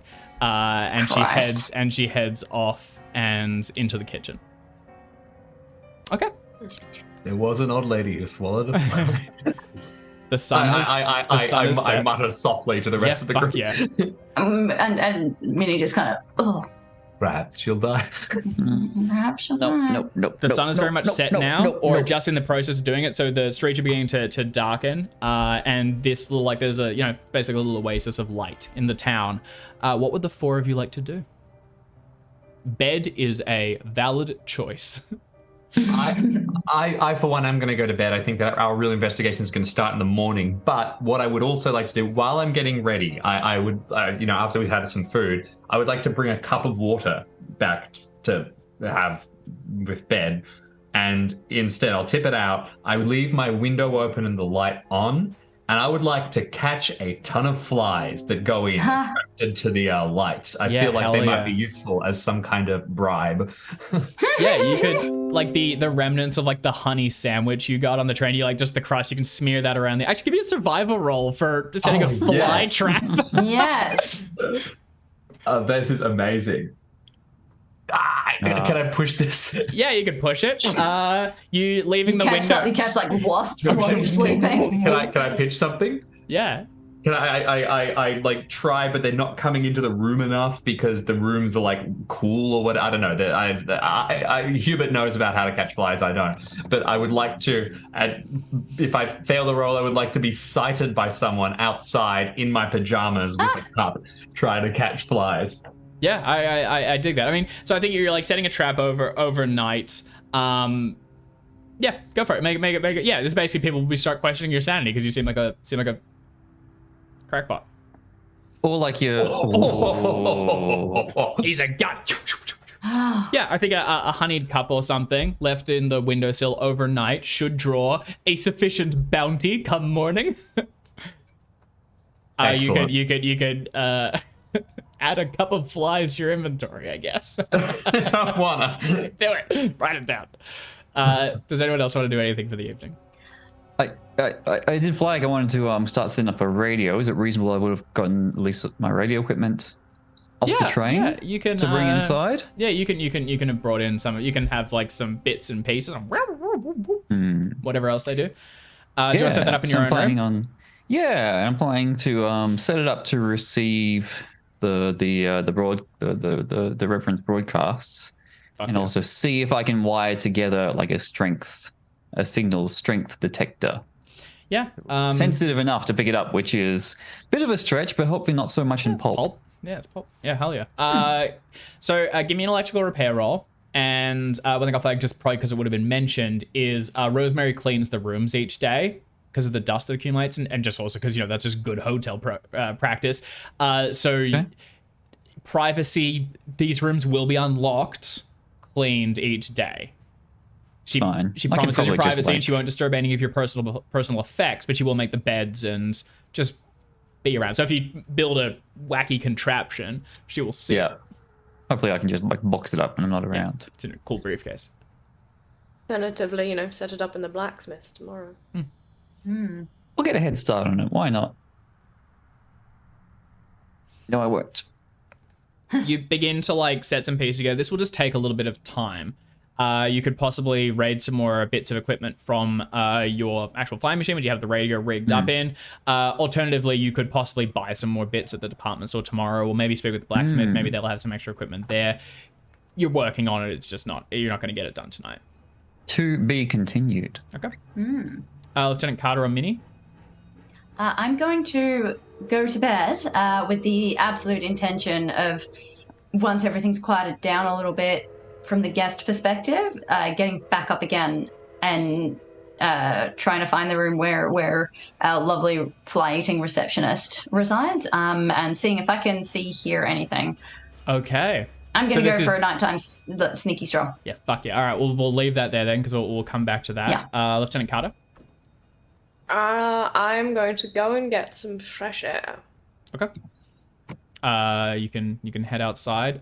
The old boy will be there for a bit. Yep. And probably one of the goons will be, a little bit away. So one of the goons will have gone into the department store. They're going to buy some provisions and cook in the kitchen, just to separate themselves from the other. Is the young woman who was smoking still outside? It was an old guy, but yeah. No, sorry, there was someone outside the department store smoking as well. Oh yes, yeah, she's still there. She's if you leave quickly, yeah, she's still around there. They look like they're closing up. Yeah, I will. Same MO. Go and ask for a light, and then strike up an amicable conversation. Sure. This one, hopefully less intimidating this time. We'll see. You head over and ask for a light. You're not intimidating, but you do have a certain power to you. You're sort of tall person striding across and dressed cleanly, have a presence. She does look up at you, and you can, go blinks a little bit, and then says, "Sure." Lights a match and holds it out to you, and you can see her hand shaking just a little bit as she does so.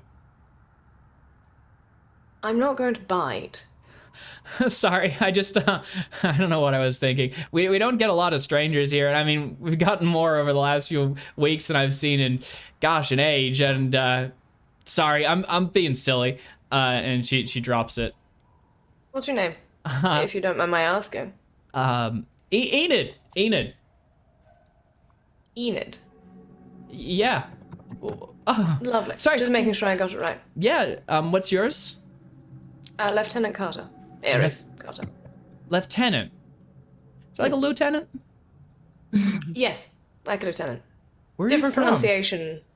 Across the pond. England. Wow. And you're here? Huh? Yes. Huh. Yes. Cool. Are you here to see the Reverend?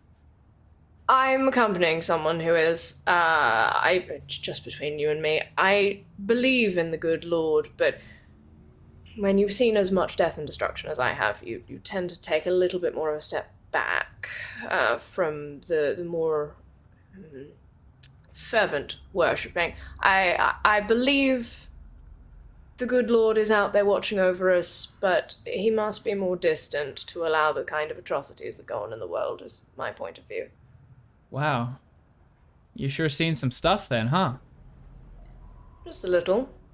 But, talking of seeing things and being here now, I'm here for a few days with my friend, as I mentioned. I'm wondering, is there any interesting sights in your township that I should be keeping an eye on? Any interesting people to talk to outside yourself, of course? Oh, interesting. I mean, sure, there's no one as interesting as you, I don't think. I mean, there's the Reverend. He's a character. And you do see a little bit of a drop there. And she says, but, like you said, I haven't witnessed atrocities or anything, but, The Reverend's a character. I mean, we are here to see the Reverend. My dear friend has come on a pilgrimage, if you will. I'd like to know more about this gentleman. She's a little tight-lipped about what exactly it is we're here to talk to him about, but I've heard he's miracle worker or some such thing. I can't say I believe in miracles personally, but, you know, look, I'm willing to have my mind changed. it's your friend. And if she wants to come all the way out here and bring such interesting folks as yourself, I'm not... I don't go to church so much anymore. The Reverend's got a ways of teaching with God and everything that just don't. It's not how my mom raised me, and I'm a real regular sort. I practice the more typical stuff. Be nice to your neighbours and look after one another and care about sort of the earth kind of God, the good kind of Lord and Saviour. That's right. Yeah, I'll let you form your own opinions and ask around. There's plenty of folks that think he's doing real good work, but there's some that don't as well. Hey, if you and your friend are... He's not the only church, is all. Me and some of the others, we go to the Chaosium, the blacksmith, and they run a more traditional Christian service each day. I'll be there. Some of the others will be there. If you wanted to come to that, maybe you'll find some dissenting opinions to what the other folks will tell you about the Reverend. Well, from inside, you hear a call of Aiden. Where are you, girl?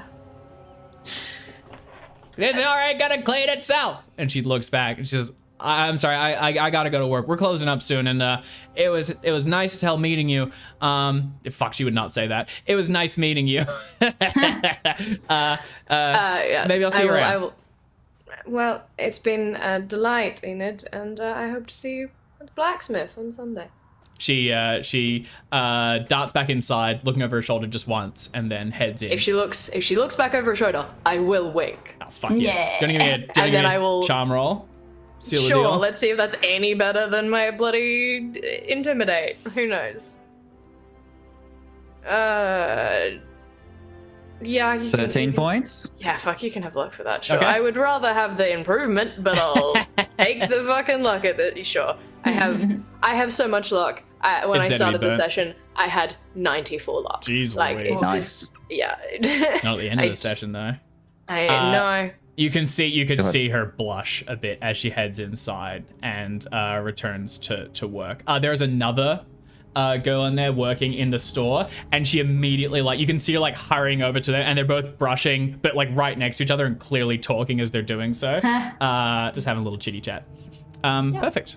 You'll see one of the goons stomps out shortly after and immediately ruins whatever mood barges past with a bag full of meat and salami and things. Heads towards the... The desire to just put my foot in his way accidentally is very strong. He goes to the door, bumps into you slightly, not super aggressively, and then when he's another 3 feet past, he goes, "Excuse me."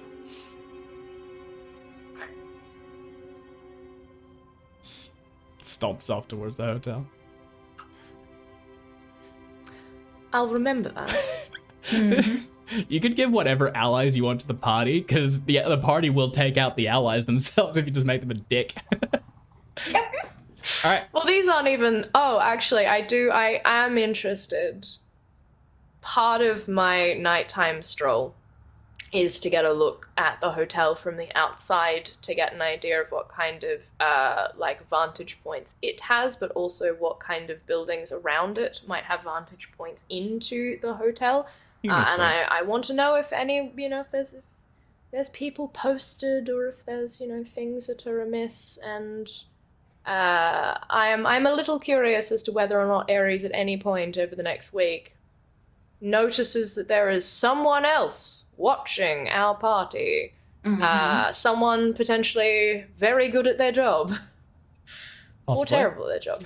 Yeah. As you head around, and it's the night setting at this point, you do a scan. Most of the buildings around you are... No buildings are built super close to one another. If this were more lush, there would be like wide gardens around them, but it's basically just like packed earth. It's more there's a lot of abandoned buildings, and that sets my teeth on it. Yeah, a lot are abandoned. Some do have people living in them, like there's still families. They're just like pretty basic. And the thing is, because of the dust, they are all kind of boarded up, whether they're abandoned or not. In fact, I think the ones that are less boarded up are probably not in use, because they're just beginning to fill with dust coiling on the inside. You do a first scan. You don't detect any threats immediately. I'm gonna head back inside. When dinner is served, you will not be eating in your rooms, as that's not polite. You will all come out to the table, and even if it's just the four of you, you will sit down around and you will have a meal. Rosemary will also lead you in grace. Make sure everything's being done correctly, and you'll be fed a sort of a broth and bread kind of number. It's very basic. That's fine. Is it a weird grace?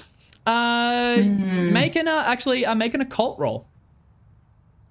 Minnie, you could do this as well. I know this is your kind of area. I want to know this is it, because I'm specifically thinking about, I'm gonna go try and find her later. So yes, I want to know if this is weird. Okay. I probably will. So with a hard success, it appears on the surface to be very much a standard grace. I'm not sure if I know how that goes. Except there is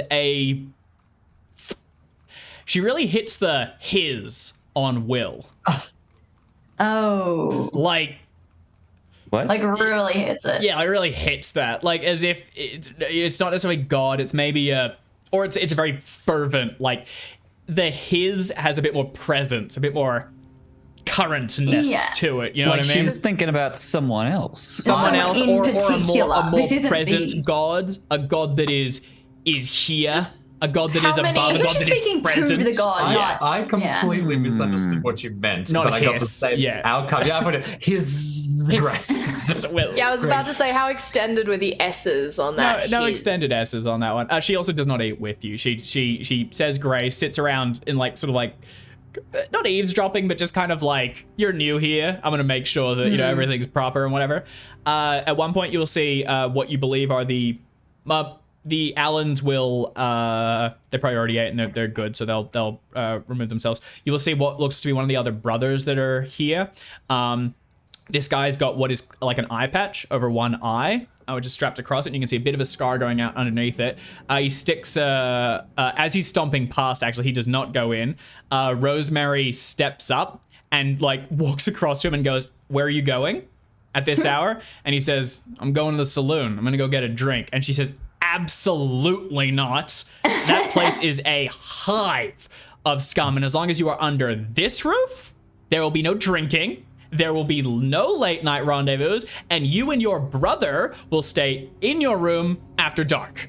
Back up you go. Back up you go. Back up you go." And she sort of like ferries him back up the stair. Clearly the saloon is a bit of a hot topic. Back. And he like stumbles back up the stairs as if being herded by a sheepdog back into his room, and then you hear the door shut. Did we get the name of these brothers, by the way? As she returns, you can ask. They are Christopher and Arthur Peace. Trying to put together a joke with piece of work, but not coming together. I was just going to say, not very Christian of a Christopher, is it now? No, it isn't. That saloon has been nothing but a blight on this town. It's been here for years. But it's, disgusting. Listen, I have some cleaning to do. I will leave you to your meal. Lights out after dark. No late night rendezvous. Hands where I can see them. Enjoy your stay. If you do see some of my friends, they're just checking on me as asked. Of course, dear. Yes, thank you. She's kind of got like a. She's All of you, she feels sorry behave for yourselves. me. Yeah. Minnie, you are perfect. Except for You are you. loved. You can do no wrong. You have the run of the place. You're fine, sweetie. Knock on my door if anything's wrong. If we can do anything to help, I will see you soon. And the rest of you, behave yourselves. Rest of you, I'm watching you. Bastards. She heads off. And night has very much fallen. There is a small like common area that you can sit in. It would be like, a very dog-eared game of Scrabble or something in the corner. I guess it'd be like decks of cards and like stuff like that. It's very basic. But beyond that, you can retire for the evening, for the night. Really I know not Minnie, you want to do some cards. snooping? Yeah. Cards are the cards are the devil's Oh, you're right. paper. They wouldn't be the devil's paper. They would be. What about the devil's dice? Do you reckon they'd run to the devil's dice? Or it'd just be a bunch I of. don't know. There are some card games that are not like, Yeah. there are some card games that I'm sure would be considered like, so long as there's no gambling attached. It probably would to be a them. little No, close but to like, gambling. I for think it like probably would. extremists, like even just the cards, it'd be like snakes and ladders, but they would have replaced the They'd dice love with a spinner. snakes and ladders. Snakes and ladders. It's just snakes and I snakes. love snakes and ladders. But they replaced the dice with a spinner, so you can't use the dice for any of the dice that'd be good. games. Yeah, that's fun. Yeah, there'd be stuff like that. There'd be like a Bible and some other things. It does seem very, very basic though. You can play Go Fish, but it's the Jesus fish. Okay. Everyone retires for the night. Bar Minnie, who wants to do a little Snoopy? Sure do. I will stop by Minnie's room, like on the way through, just to knock and make a bit of a show of just going, "Are you all right, Miss Sinclair?" Just Oh, checking on yes. you before I head to bed. Thank you. And then kind of I'll make a big show of being how tired I am, and I'm barely Yeah. standing, barely on my feet. And then kind of like more under my breath will say, the blacksmith might be worth checking out at some point Oh, good to know. over this week. We'll talk more on the morrow. Sleep well, Miss Sinclair. Shall. And then I'll head to my room and Rear a grenade to the door Retire. handle. I mean, technically, it would still be. Oh no, I would have left all my practice stuff behind. I will. Did the door lock? You have keys. It does. Okay, I will lock the door and then I will also shove a chair underneath the handle. Perfect. There is a window that does not lock that looks out. There's bits of rags of stuffed around the edges of it. You are on the first story, so you can easily creep out of it and into the.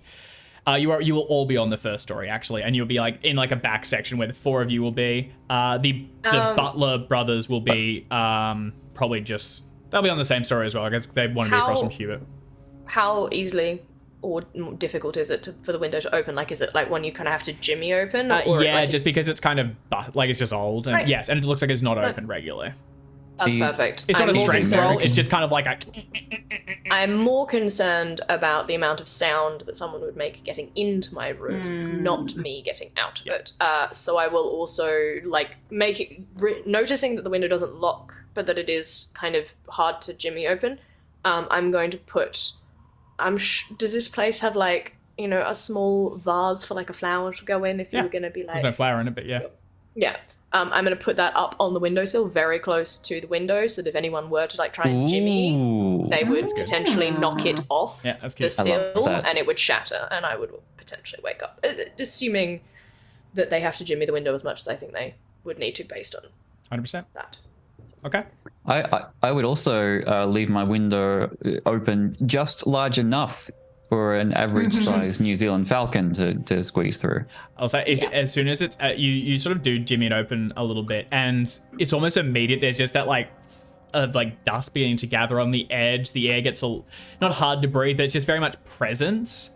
You could just leave it closed, and the bird could knock. Yeah. I guess On that'll your do. window. I guess that'll But do. can knock. Hubert, When any... you said first story, using American first story? Oh shit! What we would ground call level. the ground? Is that which one's that? I still don't know which one. Are we on the ground or are we Ground. above the ground level? Ye be on the ground. Oh, we're on Sea the ground. level. Okay. Britain and Australia go Okay. ground 1, 2. 1, 2. That's one of Whereas the ones that America is go America goes truly. 1, 1, 2, 3. That one's really boggled in my mind. I do not know which is which. There you yeah, go. You're on the Britain, ground. Australia, ground 1-2. America 1-2. Well, then I 1-2. was authentic from Since we're- Oklahoma. There you go. Great. Okay, so we're not climbing out a window and then climbing down the side of the building. We're No, climbing you're out like the window. out Okay. onto the porch and then down onto the ground. You're very, very easy to get in and All out. right, that concerns me a little more because I assumed we were slightly higher up, but that's fine so long as. Since we're just slightly off topic, I want to mention that The Bird Can Knock sounds like an Agatha Christie novel. And I Oh, love yeah. it. Hell yeah. We'll wait until it delivers Nice. the... No, I feel like the bird will knock is an The Agatha bird Christie. The will bird knock, shall yeah. knock. The The bird... bird shall knock, yeah. Yeah. Perfect. Okay. So as everyone retires for the evening, Lieutenant Carter preparing a small travel something to notice. Dr. Sam with like a briefcase popped open. On the inside, it's all wires and bits of zobbles and things, beginning to piece things together. And Hubert Smith with his many trunks, and just across the hallway is two iron goons who will keep an ear out. And no sign yet of this third agent, wherever they may be. Minnie waits until the house settles, and outside you can hear the silence of the night, and then slipping out in a nightgown and slippers, you begin to creep along the floorboards in search of Rosemary's room, along with her husband. Can you please give me a stealth roll? Damn right I can. Some course some she rogue can. stuff. Of course I can. Okay. You creep out, and in the dark, this place has a different quality around it. All the lights have been turned off. There's a sort of like a low burning candle in one of the sections still, and the shadows being thrown by it are sort of dancing along that one like slightly askew painting in the corner. The thin layer of dust is already gathered here, and outside in the streets you can occasionally hear the sort of sound of local wildlife or something, or some people very distant muttering underneath all of it from the saloon where people are still drinking and having a fine old time, but the house itself is quiet. You begin to creep along the stairs and sticking to the edges so it doesn't creak as much. You make your way to Rosemary's room along with her husband, which is slightly separate from all the others. As you get towards the door, you can reach out. One thing you notice, it is not locked. It appears they don't lock themselves in, and there is a hushed conversation coming from within. At this point, could you please give me a listen roll? You'll get some Not understanding very either good way. at listen. That's okay. I'm much more of a spot hidden-y person. That's okay. Hey, what do you know? Okay, well done. You can hear her. Making up for all those fumbles earlier. Yeah, exactly. Oh yeah, we do kind of have a wall of green now. Hey, that's good. You can hear Rosemary seems to be doing most of the talking. She goes, and it sort of like sounds like she's doing this as she folds like her sheets or gets ready for bed or whatever. And she says, well, it's good that more are hearing the broadcasts and coming in. I just don't understand why it needs to be people from all corners of the globe. There's still people here that can be helped. Pearl has been so much better. I mean, we haven't seen her in a while, and that husband of hers doesn't let her go to church anymore. But I mean, she was looking awful for all those years. And I mean, what he did to her, it's nothing short of a miracle. It's amazing. It's God's gift here in our own little town. I mean, and to think that maybe now these blessings will be spread. I mean, that young woman who arrived just today, can you imagine? Night terrors every night? Must be awful. I think tomorrow I might offer to take her up there and introduce her to Reverend myself. It'd be nice to have a familiar face when she goes in there, and she'd be helped. I mean, it can be a little off-putting, but I think it'd do her good. I think it'd really help her out. And the husband's kind of doing a bit of a yep, time for bed then. She talks a little bit to herself, and through context clues, you will learn that the Pearl that she refers to is Pearl Schoenbaum, the wife of the blacksmith. Oh. Appears to have been cured of some horrible disease. You linger for a little bit more, and then it sounds like they're settling and getting ready for bed. Meanwhile, the blacksmith is hosting a competing church. Yes.